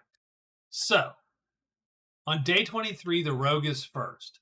The rogue is going to take his first move and fly and see where he ends up. And we're hoping to roll a 2. No, we roll a 4, which is not miles away from 2, but it's far enough away from 2. It sucks a little bit. So that's 1 move to here. Now he's got it, because the problem is he has to search for this stupid path. So we're going to search for the stupid path. Second phase is finds the path. Very nice. Good job. Good job. We'll copy the little counter.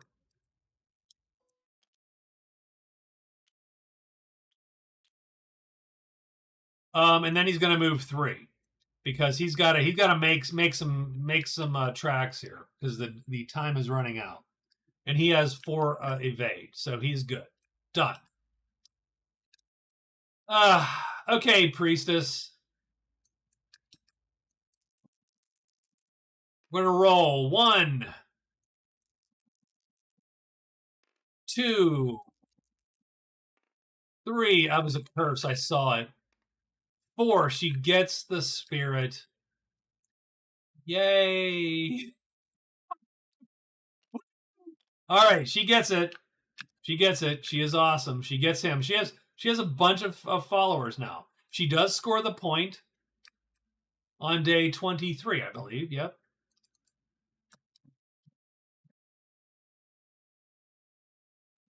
And that's her third card. Her third point.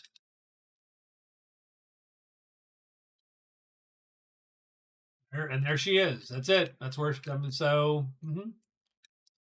the assassin. I think he's going to go 1 and quest. So that's 2. He has two moves. He's going to alert. So he used 2 and alert. 2 left. And now he has this guy on him.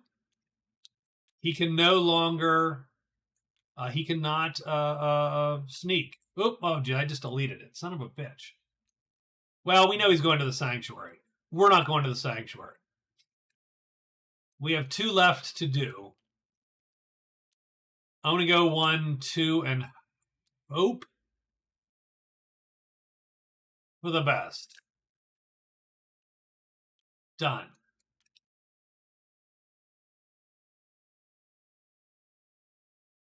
Nah, we're gonna go 1 and sneak. I mean, it's a better move. And then tomorrow we can go 1, 2, 3 and be out of here. Well,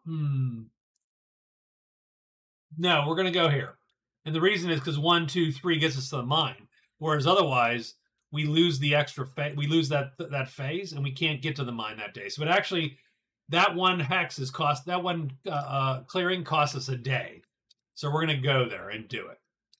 And then finally, the magician is going to escape.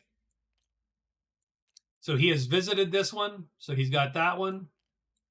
So you know 1.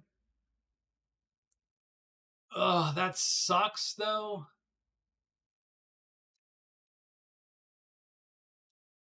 He's going to melt into vapor. So this is 1, 2, 3, 4. Done. Because he can, much like whatchamacall, he can, a magic realm, he can use paths in vapor form. And done. And sure, he'll have snuck. But he can't do any, he can't rest because he's used all these. So he is done. And that is it. That's day 23. So let's roll monsters and hope for the assassin's sake. Nope, we're going to get mountains. So he gets 1 juvenile dragon on him. So he gets a juvie dragon. He's getting a juvie dragon. But he can't be blocked or attacked, so I don't think it matters.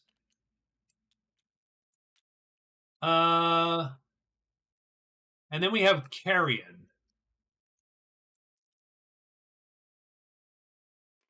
That's bones and scratch, and I don't know what that is, but scratch marks, done. So first the assassin has to roll. And he is hidden. And this guy doesn't matter. He doesn't have to roll. He's fine. He is poofed into mist. And that is day 23. And we're up to day 24.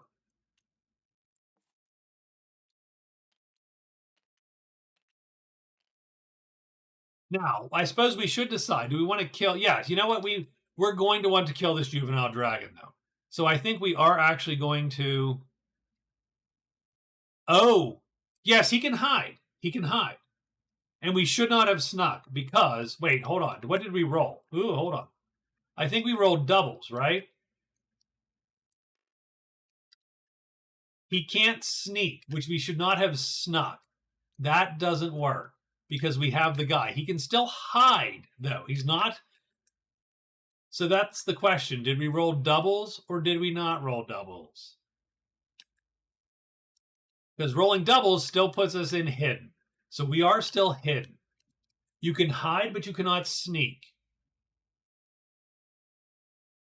So again, that favors the halfling, which is sort of maybe neat, or maybe it's too powerful for the halfling because you get to re-roll. I'm going to kill this dude anyway, though. We're alerted. So I'm going to go 1, 2, 3, an attack. 1, 2, 3 in the longsword. If he flips, we have a battle on our hands. If he doesn't flip, he just dies. So this is the assassination, the assassin round. He does not flip. He is killed. That gives the assassin 10 more fame. And so that is going to help ensure that he doesn't get that point stolen, if that makes any sense.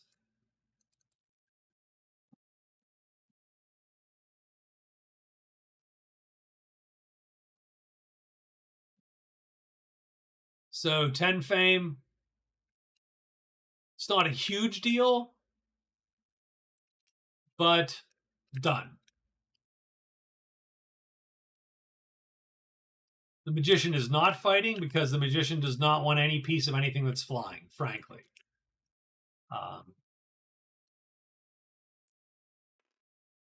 So day 24, I'm going to move.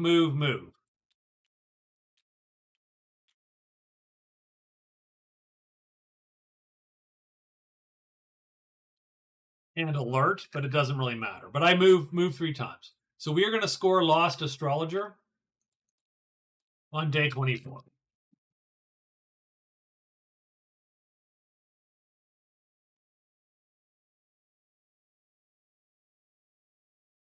So that is our 6th point. That's pretty cool, actually. And our 6th card and our 9th point overall. I don't think anybody catches the magician at this point unless someone can gold up. But I don't think we have enough.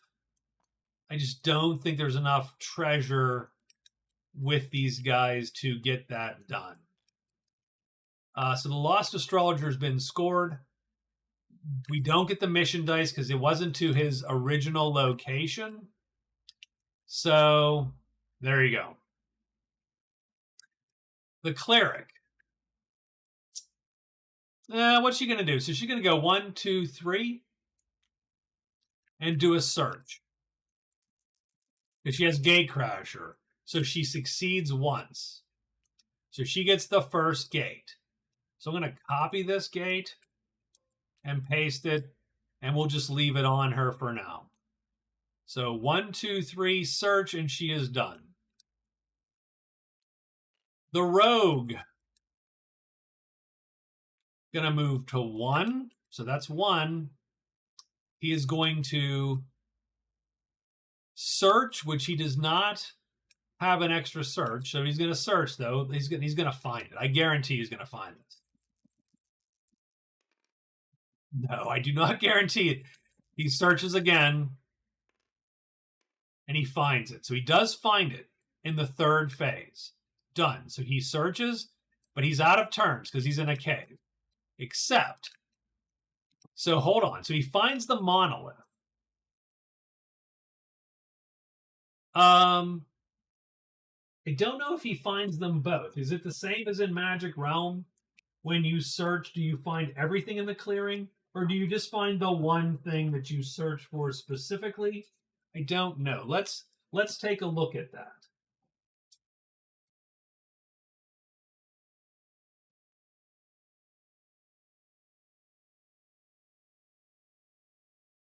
When a hero searches for a treasure site in the clearing, done. So he searches for the monolith, the rogue. He finds the monolith. So that's going to give him 5 fame. So let's write that down on his thing here. So that is day what? 24, unfortunately? Yeah, day 24.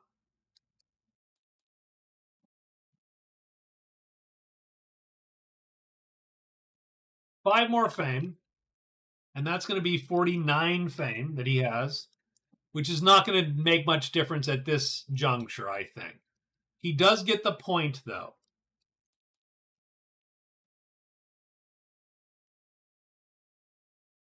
And that is his 5th card. And his 8th point. So he is at least vaguely keeping up. And he gets an extra loot phase because he has an extra loot phase. So let's set the monolith up for him. 3 deeps and 3 treasures. So 1, 2, 3. 1, 2, and 3.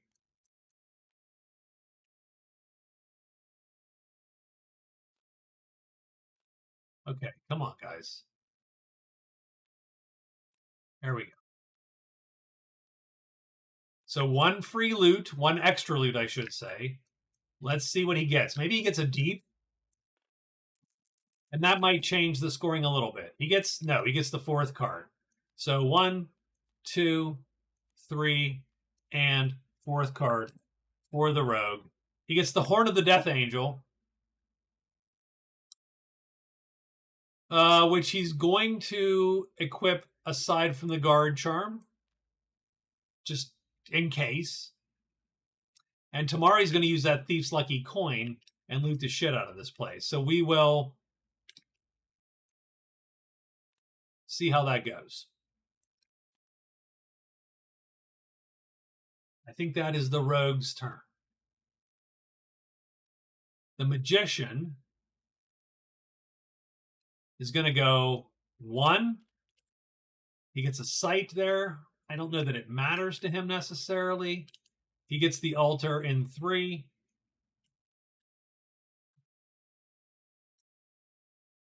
Obviously, we're going to sneak, so that's 1 in sneak. How do we get Woodswalker or Mountaineer?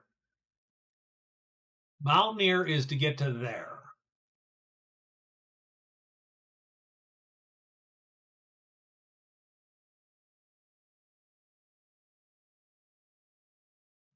Woodswalker needs 3 woods.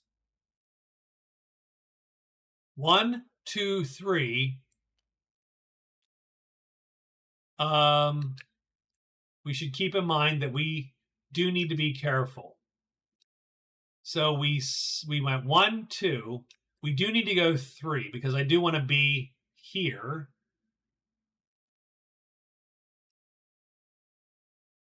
We have snuck. So 1, 2, 3. Then I'm going to rest and use my extra rest to rest my vapor back so that I'm not out in the open. And now we are done.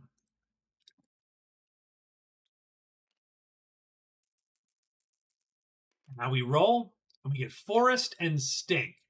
So who is in a forest? Not him, not him, not her, not him. Who is in stink, though? Let's check it. Nope. No. No, and no, he's in the mine. So nothing appears day 24, and we're ready to go day 25.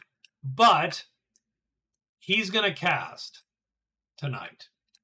He's going to cast Teleport, burning that chip, and let's just say the white and the purple used. But that chip is the one that gets wounded.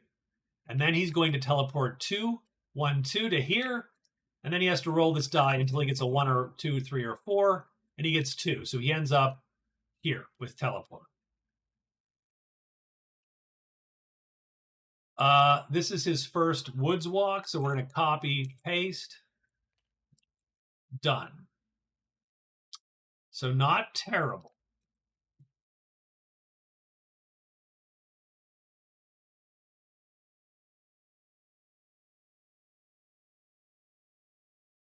Day 25. The rogue is first.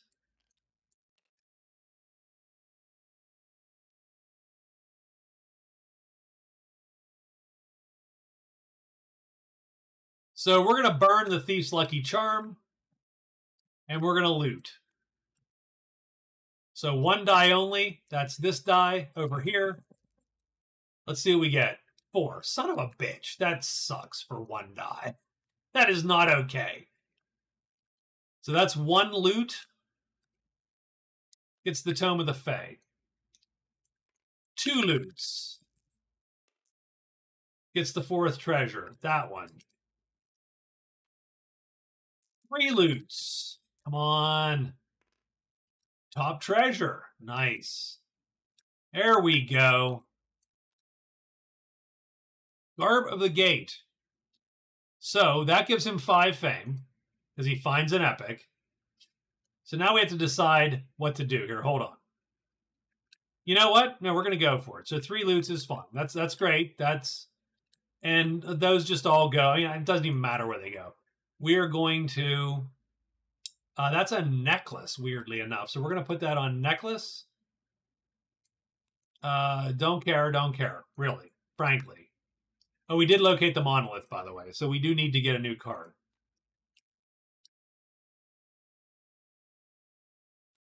This could be Alchemist Trainer. That is so not going to help me. I'm not even rolling it yet. So, hold on. Give me 1 second. So first thing, he gets 5 fame. So let's write that for the epic. So on day 25, plus epic, 5 fame. Unfortunately, that's only 54. He's not gonna. I don't think he's gonna beat them with that. Multicolored coat, and it allows you to move to a gate, any revealed gate. So this is super powerful, actually, and we'll have to see if he can't use that for his last 3 days, his last 2-ish days, right? Give me 1 second. I have one more phase, by the way, though. So he does also get his 2nd epic treasure, and that's going to tie him for 1st place. So instead of 1 point, he has 1.5, and the magician gets dropped to 1.5 there. So he has 10.5, and the rogue has 8.5. Oh, God. So it's okay. And we have 1 phase. We have 1 action remaining because that was 3 loots. Oh no. No. We have we get an extra loot. So we use 3 of them. We have 2 actions remaining. What is left in this stupid monolith? 2 frickin' treasures. So hold on. Let's think about this.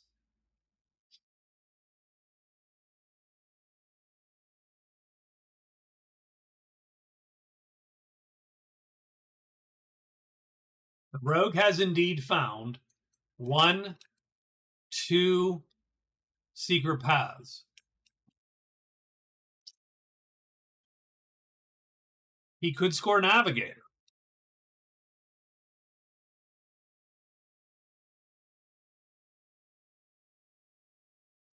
But the other thing is, so this may just be me, but playing 28-day months over and over, I feel like I'm in a Groundhog's Month over. And Nutmeg says, Jesus multicolored coat. So, always in February. It's a lunar month, goddammit. It's a lunar month. Get with the program. So here's the question. So think about this for a second.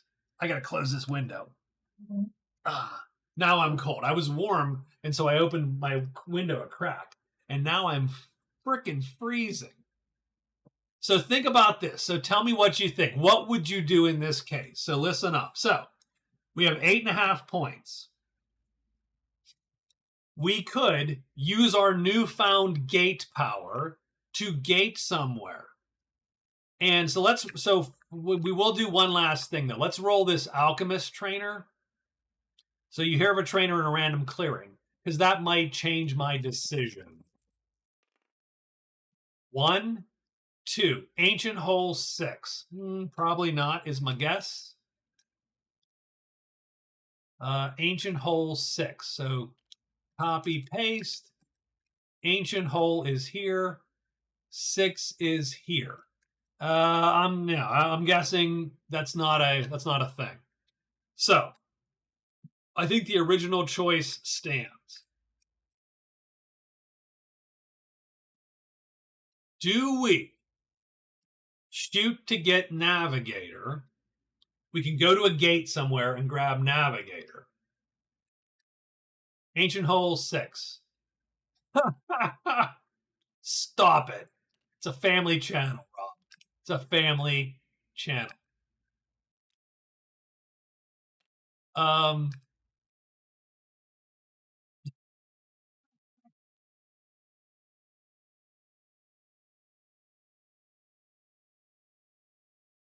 so here's what I'm thinking. We could gate here. We could go here, find this path, score Navigator, try to run back and get to the collector, because the collector is buying jewelry, technically, although he probably should have to roll again for the week by default. But let's say since no one's sold to him, and I didn't think of it, we'll just keep it as jewelry. We have a jewelry to sell to him somewhere, right? We have a ring, which we don't care about. So we could score 2 points by going here and doing this and then running up and doing this other thing. Or we try to loot the trove and hope that one of these is an epic, because if we have 3 epics, we're going to have 2 points, and that's going to give us 9, and we're going to steal a half a point, and that just gives him 10. That might not be enough. That doesn't feel like enough.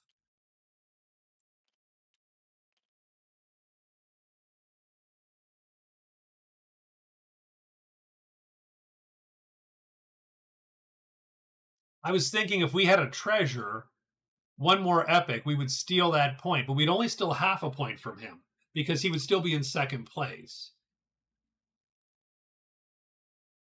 He'd still be in second place.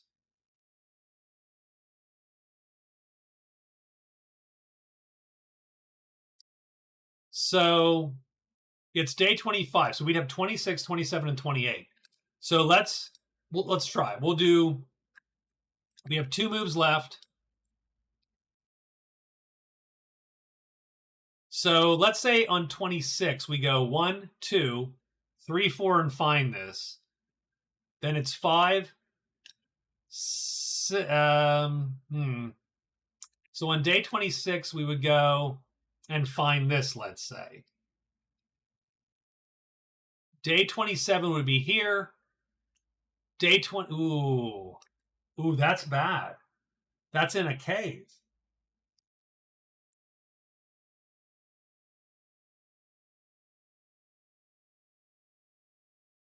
I don't think we can loot. I think we have to go, because it's going to take 1, 2 to get here.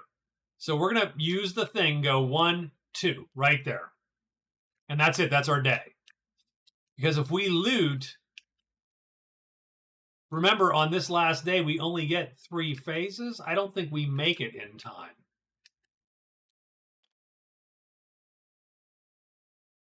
And we're done.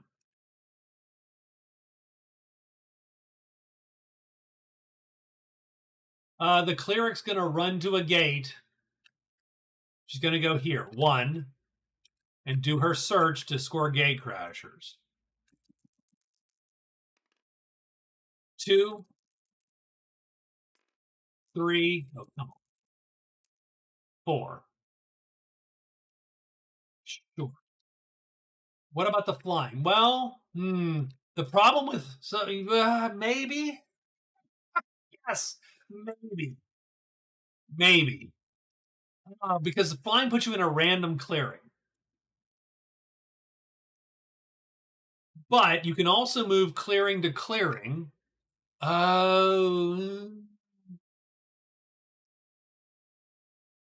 So we could have gone, if we found this on day 26, we could go 1, 2, 3, 4. We could maybe have made it.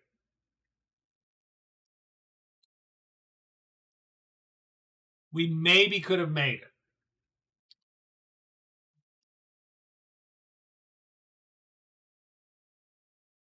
But we're also assuming we literally find that thing in 2 searches or less.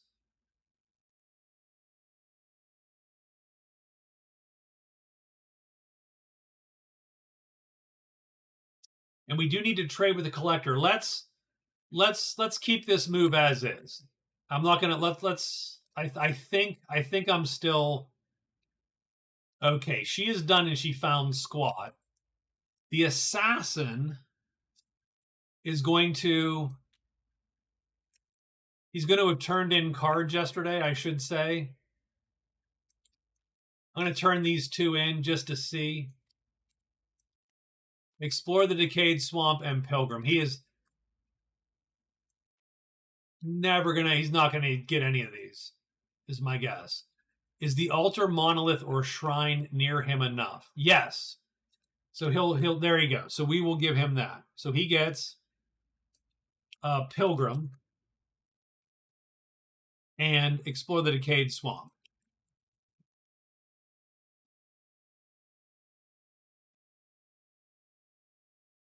So he turned those in yesterday, so he's going to the shrine. 1, 2, and he can move there 3 because he's an orc, and he will have, of course, alert up and ready. And then once he gets there, he can use quest actions to make a wisdom check, which he's not super good at, though.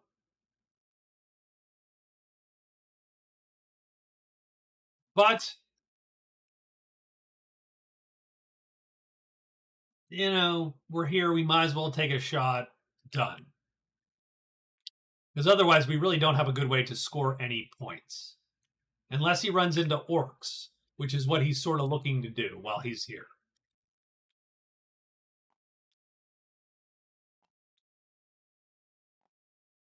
So we are done, and that's the assassin. And now the magician is going to go 1, 2, I think, up. Oh, so there are currently 24 characters for Dragons Down. Add to that the fact that there are 5 current lineages, and you get a ridiculous number of combinations.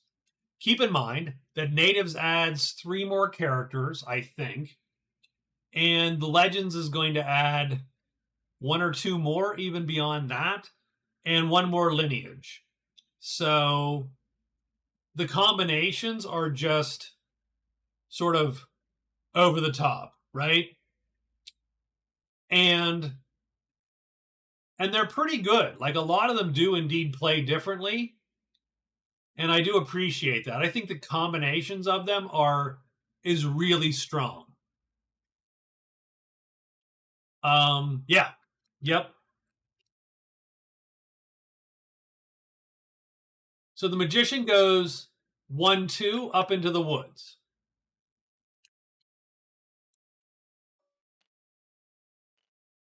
Do we have another woods to get to? I don't know. We're going to go 3. No, we're going to go 1, 2. Done. Going to go 1, 2, which we've done. So that's a move. That's 2 moves. Obviously, we're going to use our extra sneak. So sneak it is. Done. We've used 2 moves. We are now going to use our extra enchant phase with our other 2 phases to enchant this tile with blue. We can use Wounded to enchant still. That is absolutely the case.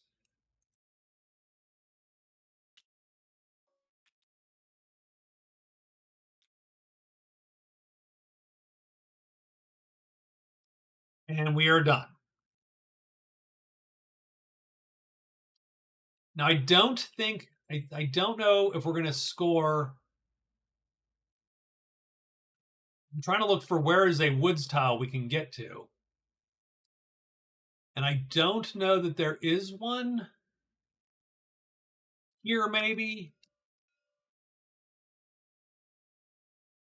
But we can probably get to the Lonely Mountains, as a for instance. And then the question is, can we get to the correct clearing? So we are done.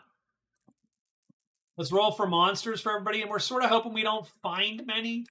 So Woods is first, and indeed, we're going to get jumped by a spider. So we get one spider on our guy. So on the magician.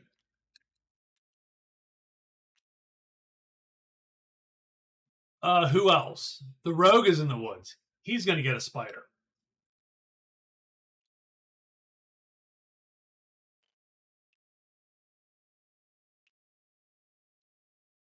No one else is in the woods.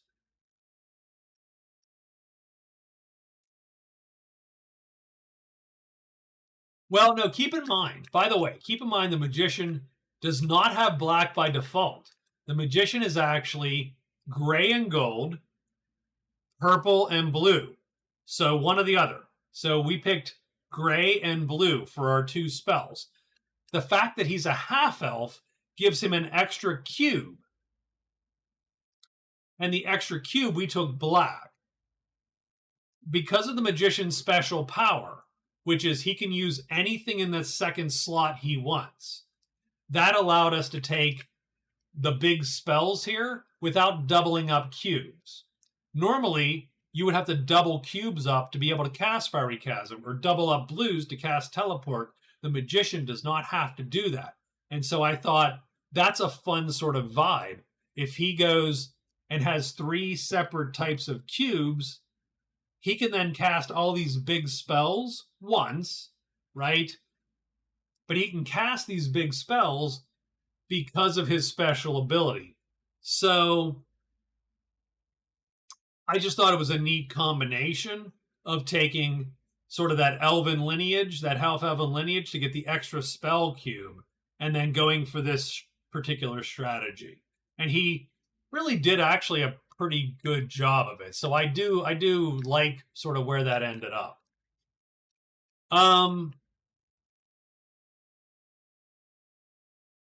So and he does take the white off there because he enchanted blue. So it's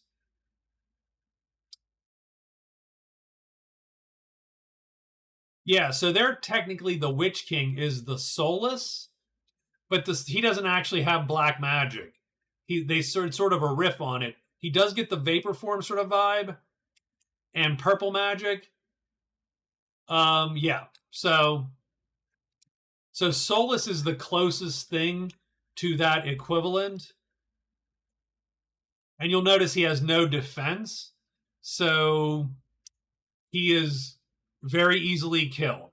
He relies probably on vapor form 9 times out of 10 and fireballing or something of that nature, right? Or shape-shifting, blah, blah, blah. Yeah. The warlock has a little bit of that vibe going. But I would say the soulless is the analog.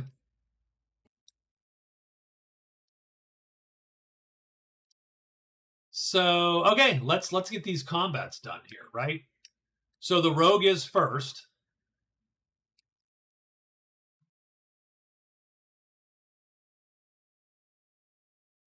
And the rogue has got to find. So, first off, is the rogue hidden or not? He's not sneaking. Is he hidden? He is not hidden. So he's got to fight. So that's where we start. We just have to fight. Done.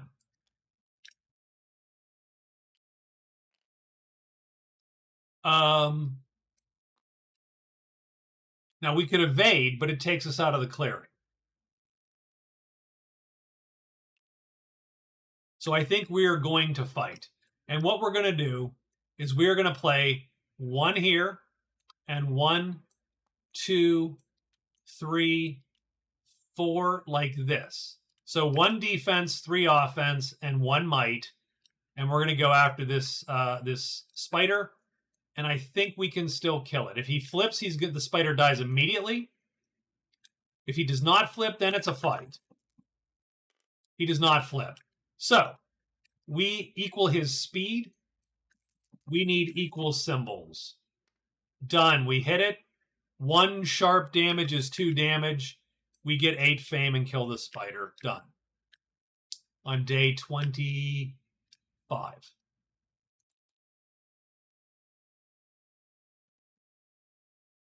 So not, great. It's 62 fame, which puts us in a weird position. We are only 5 fame behind the magician at the moment. So we could take a point off of the magician. If we could somehow get another combat in, that's going to score us a point. Maybe. Next fight is the magician.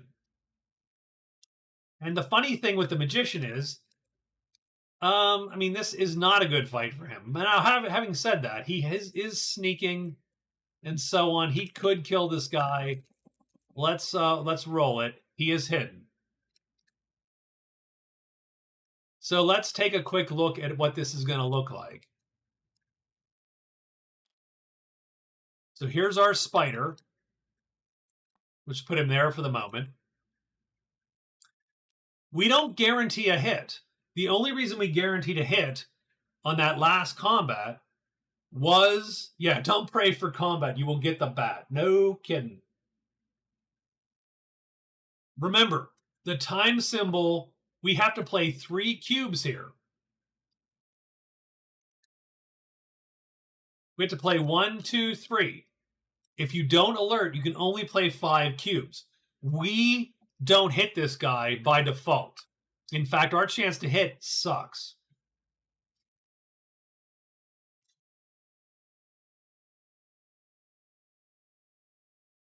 If I was alerted, I would fight this guy. I'd take my shot. If I'm not alerted, I can only go with 2 speed. 2 speed is going to get me a 25% chance to hit or a 50% chance to hit. That's pretty shitty chance to hit overall. I don't think I do it. I think I leave it alone. Although I know the rogue is coming for me with fame, I'm going to assume, I'm going to make the sort of gamble. I could teleport him, but I don't know that that matters either because I'm going to get out of dodge, I think. I'm just going to walk out. I don't need to stay here. Unless there is some other thing I need to do to go to, I think I walk out of here and then find a gate to teleport to tomorrow.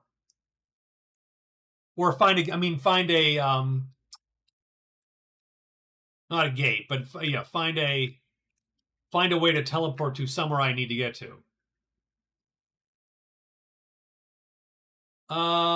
Which West Virginia card is that? That is the Mountaineer. Yeah, to here, you mean. Well, I can't do it tonight. I've got to do it tomorrow because I am that cube is wounded. So I need to go to here and rest and then get to here. Yes, you're absolutely correct. So I can go 1, 2, 3, for instance. Maybe.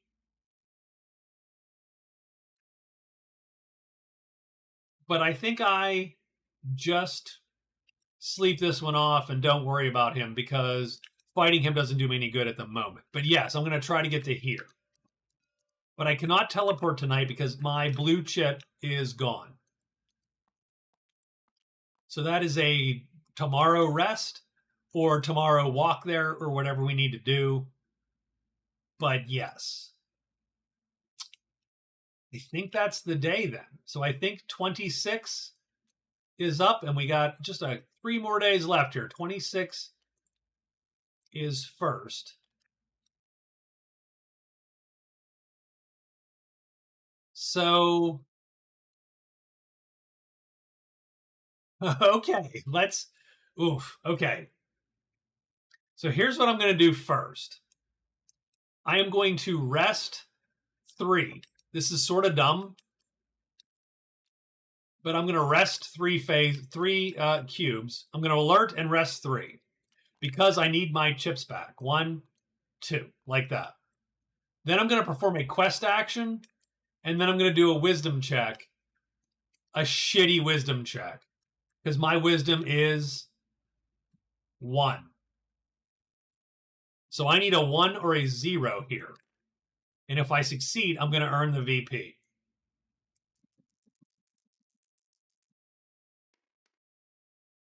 Bam. All right. That is pretty freaking cool, actually. 26. We score Pilgrim. I can't spell it, but we score it.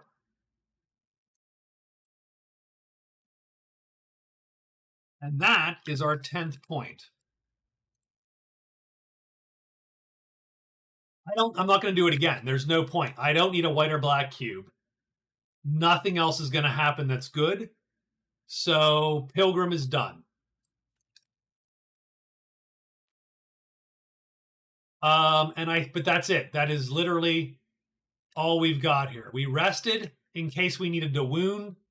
I probably should have snuck. I probably should not have gone all out, but I think this is the time to go all out. So he has 10 points now. I hate to say this. I don't care about the cleric. I am literally going to just discard her for, I mean, to be honest, I think she just sleeps it off. Done. Let's just see what the interesting people have to say. Is there a pilgrim character? No. There's the paladin. There is the cleric. Those are the two big white magic casters, as it were. No one else. The enchanter has white.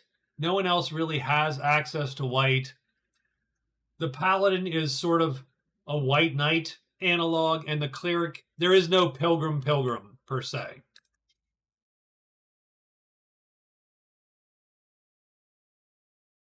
The rogue is searching for his final secret path. That's one action. Come on. 2 actions. That's not cool. 3 actions. So he does it in 3. So he burns 3 and he finds this last path, which I actually don't care about, frankly, except for Navigator. So let's write Navigator on his sheet. And on day 26, he scores Navigator. Unless there is a secret path here that matters, I actually don't even care about the extra paths. So we're just going to score his Navigator. That is his 6th card and his 9.5 point.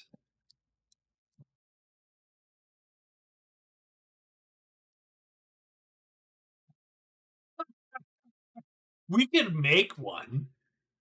We could probably figure out. So that is 3 moves. His 4th move is going to be to go, his 4th move is going to be to fly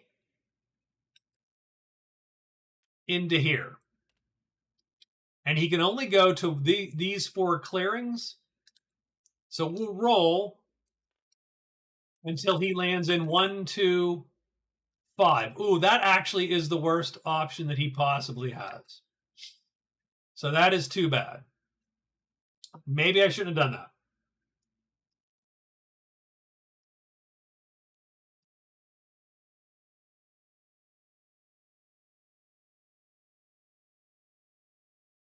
Okay, we can still make it.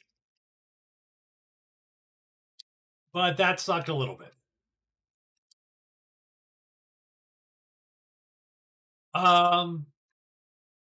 So the funny part is, I should say this tonight. If the magician wants, because he's done this, he can teleport out of there. So the question is, so yes, he is going to teleport that night. 1, 2. So that's my fault because I forgot he enchanted, and so he goes to 1. He goes to here. Not ideal. Today,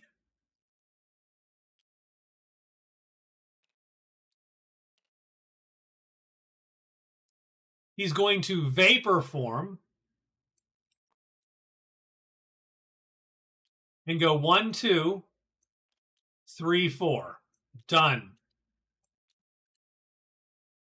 Because vapor form allows you to use secret paths. He's going to score Mountaineer. I think that wins him the game, actually, on day 26.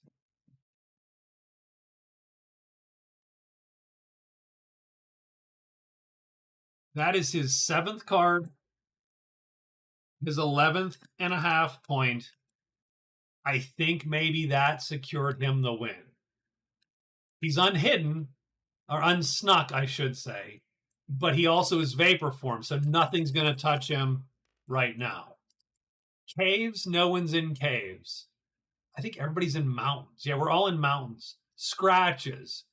We do get scratches, by the way. And the scratches are 2 griffins on the magician's location, but they cannot block him or whatever. Because he's vapor formed. He's fine. You can delete those. Mountaineer is done. I mean, he gets a quest card, but that's sort of dumb. Egg Gatherer. Funnily enough. No, that's Swamp. So Egg Gatherer would be head to a swamp clearing, not red, it's yellow. That's my fault. That's a typo. Perform a cunning check. You can either find eggs, draw monsters, or have the lizardmen come and block you. And then you can bring the eggs back to a dwelling to get your points.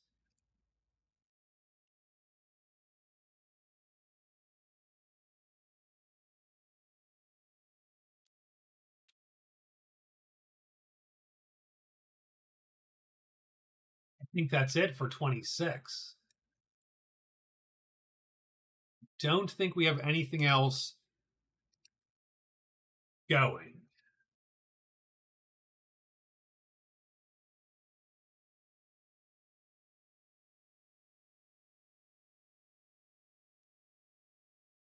The rogue can do it best.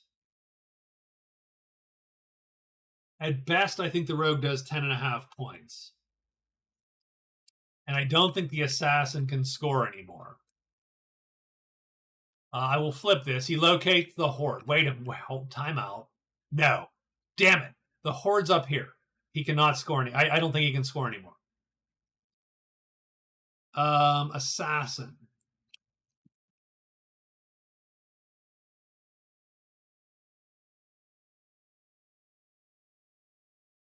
So that's 20. I think 26 is done. I think we are on day 27 now.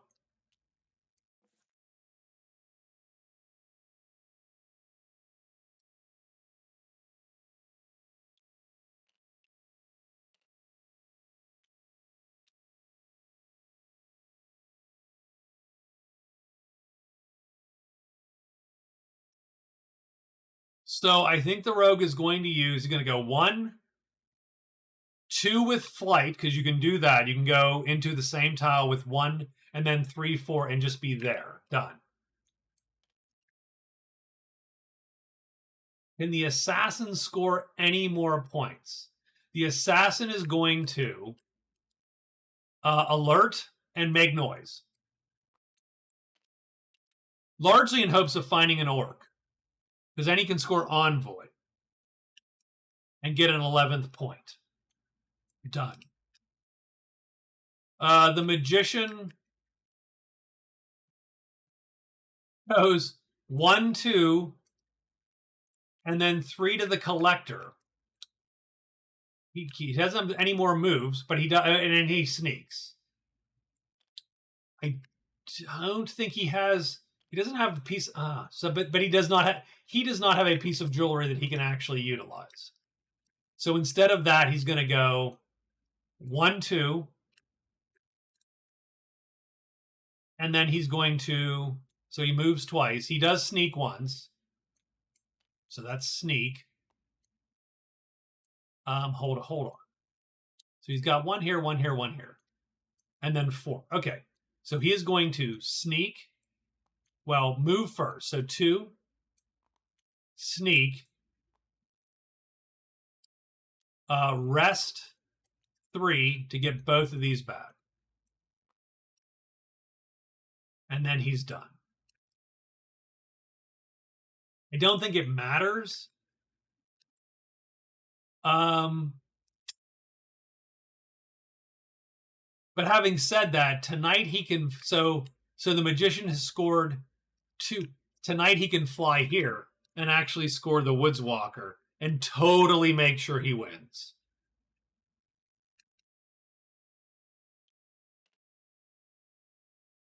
So that is it. The Rogue will probably score a Collector. So first thing is monsters do move. So these monsters move. So they jump him. These monsters go away. The spider goes away. There's a site. The shrine's going to draw this guy, the Wraith. So we do get that guy. And that is it. So first thing is the assassin hidden or not? And he made noise, so he actually has to roll again. And he does draw 5 orcs.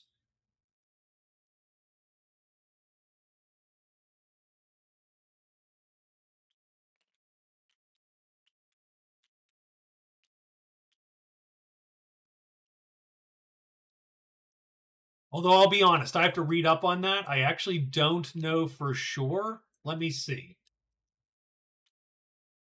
Because this clearing has already drawn.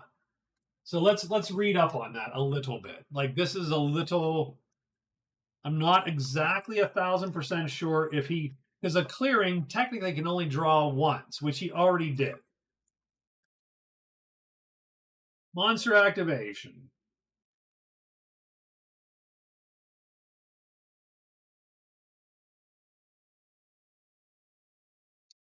Uh,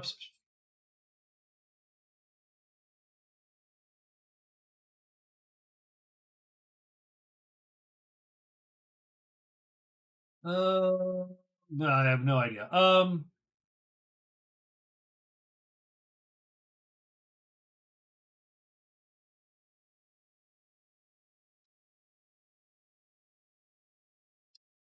Let's look up make noise real quick, maybe. Make noise. You may choose to make noise.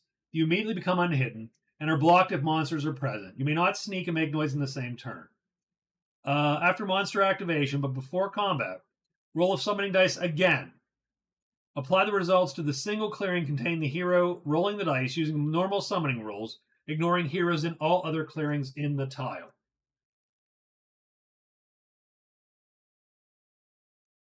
So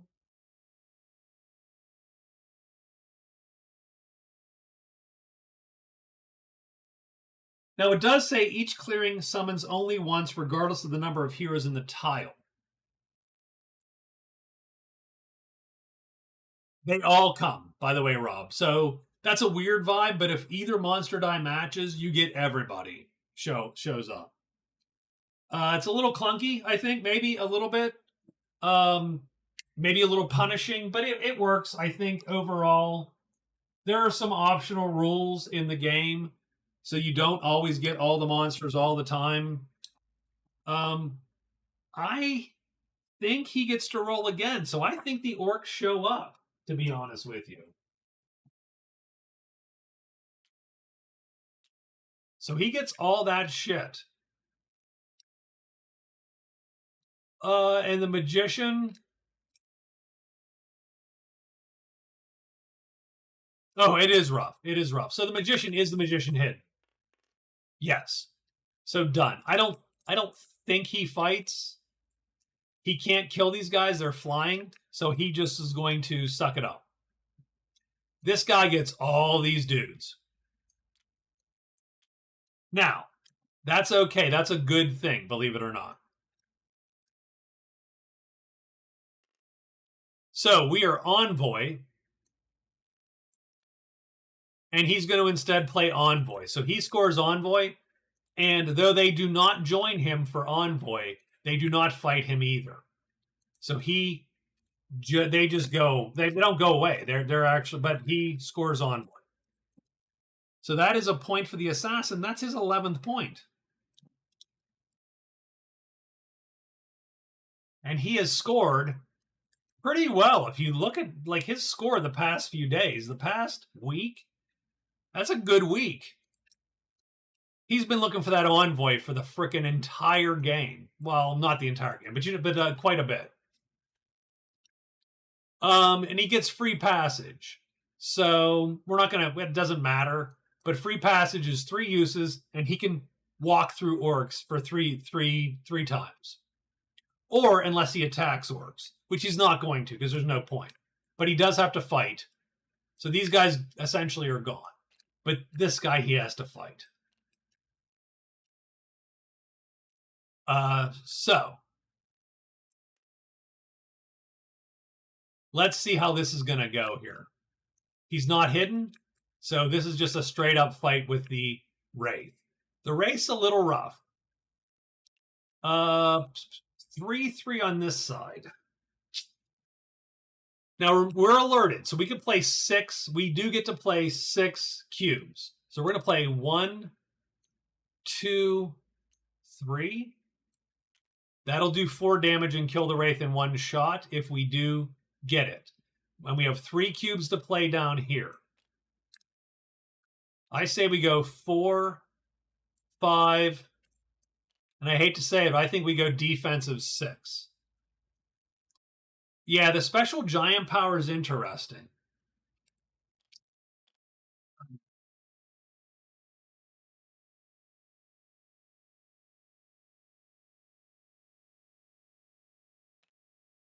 So the Wraith only does... Okay. Okay. So time out. So the Wraith only does 1 point of damage. So every time he hits me, I'm going to wound a cube. Absolutely, 100%.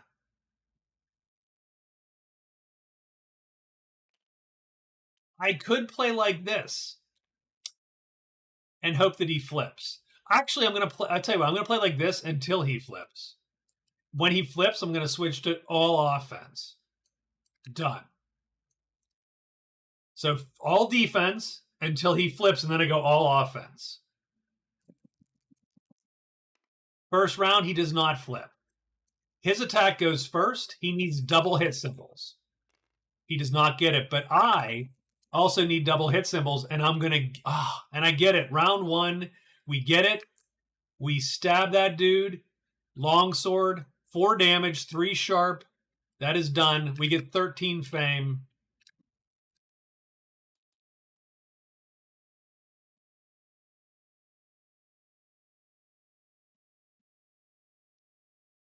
Sort of doesn't matter because, well, we're that far ahead. But, you know, whatevs. That's a fun thing anyway. We did score Envoy. I'll draw the last card, Challenger. Challenger is a random native from the random dwelling, which theoretically we could get to if it were the mine. So we're going to roll it.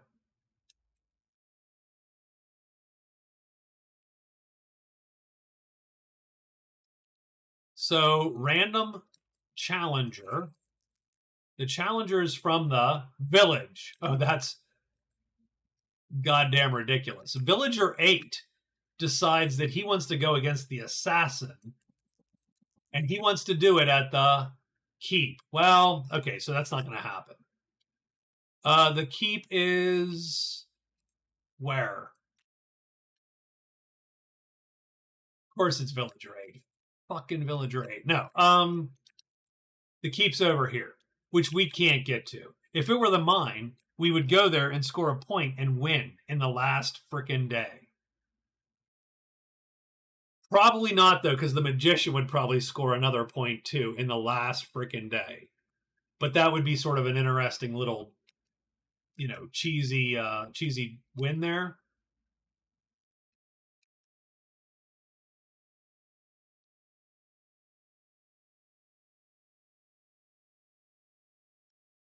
So tonight, I should say, tonight we are going to cast Teleport and go to here. So while we're hidden, we cast Teleport and go 1 to here, pretty much. And we're going to end up in 4 right there.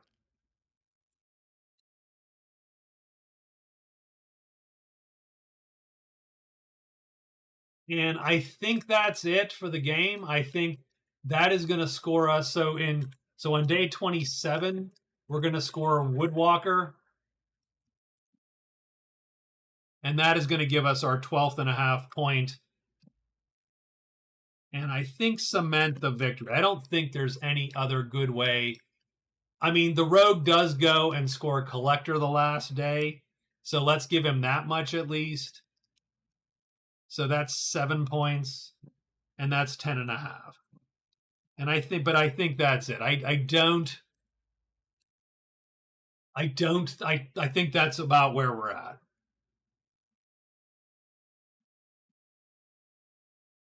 So I think that's the final score. The final score is the Magician does really strongly pull it out. I think the Magician, like you said, he was sort of floundering, but then sort of that I'll tell you what won it for him. I think that Baron, um,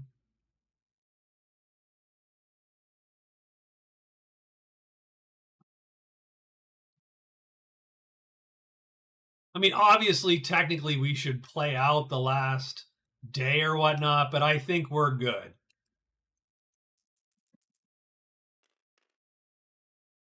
It's going to be Forest Instinct. So yeah, the giant spider's there maybe, but yeah, no one shows up. I think we are about where we're at. That was really good.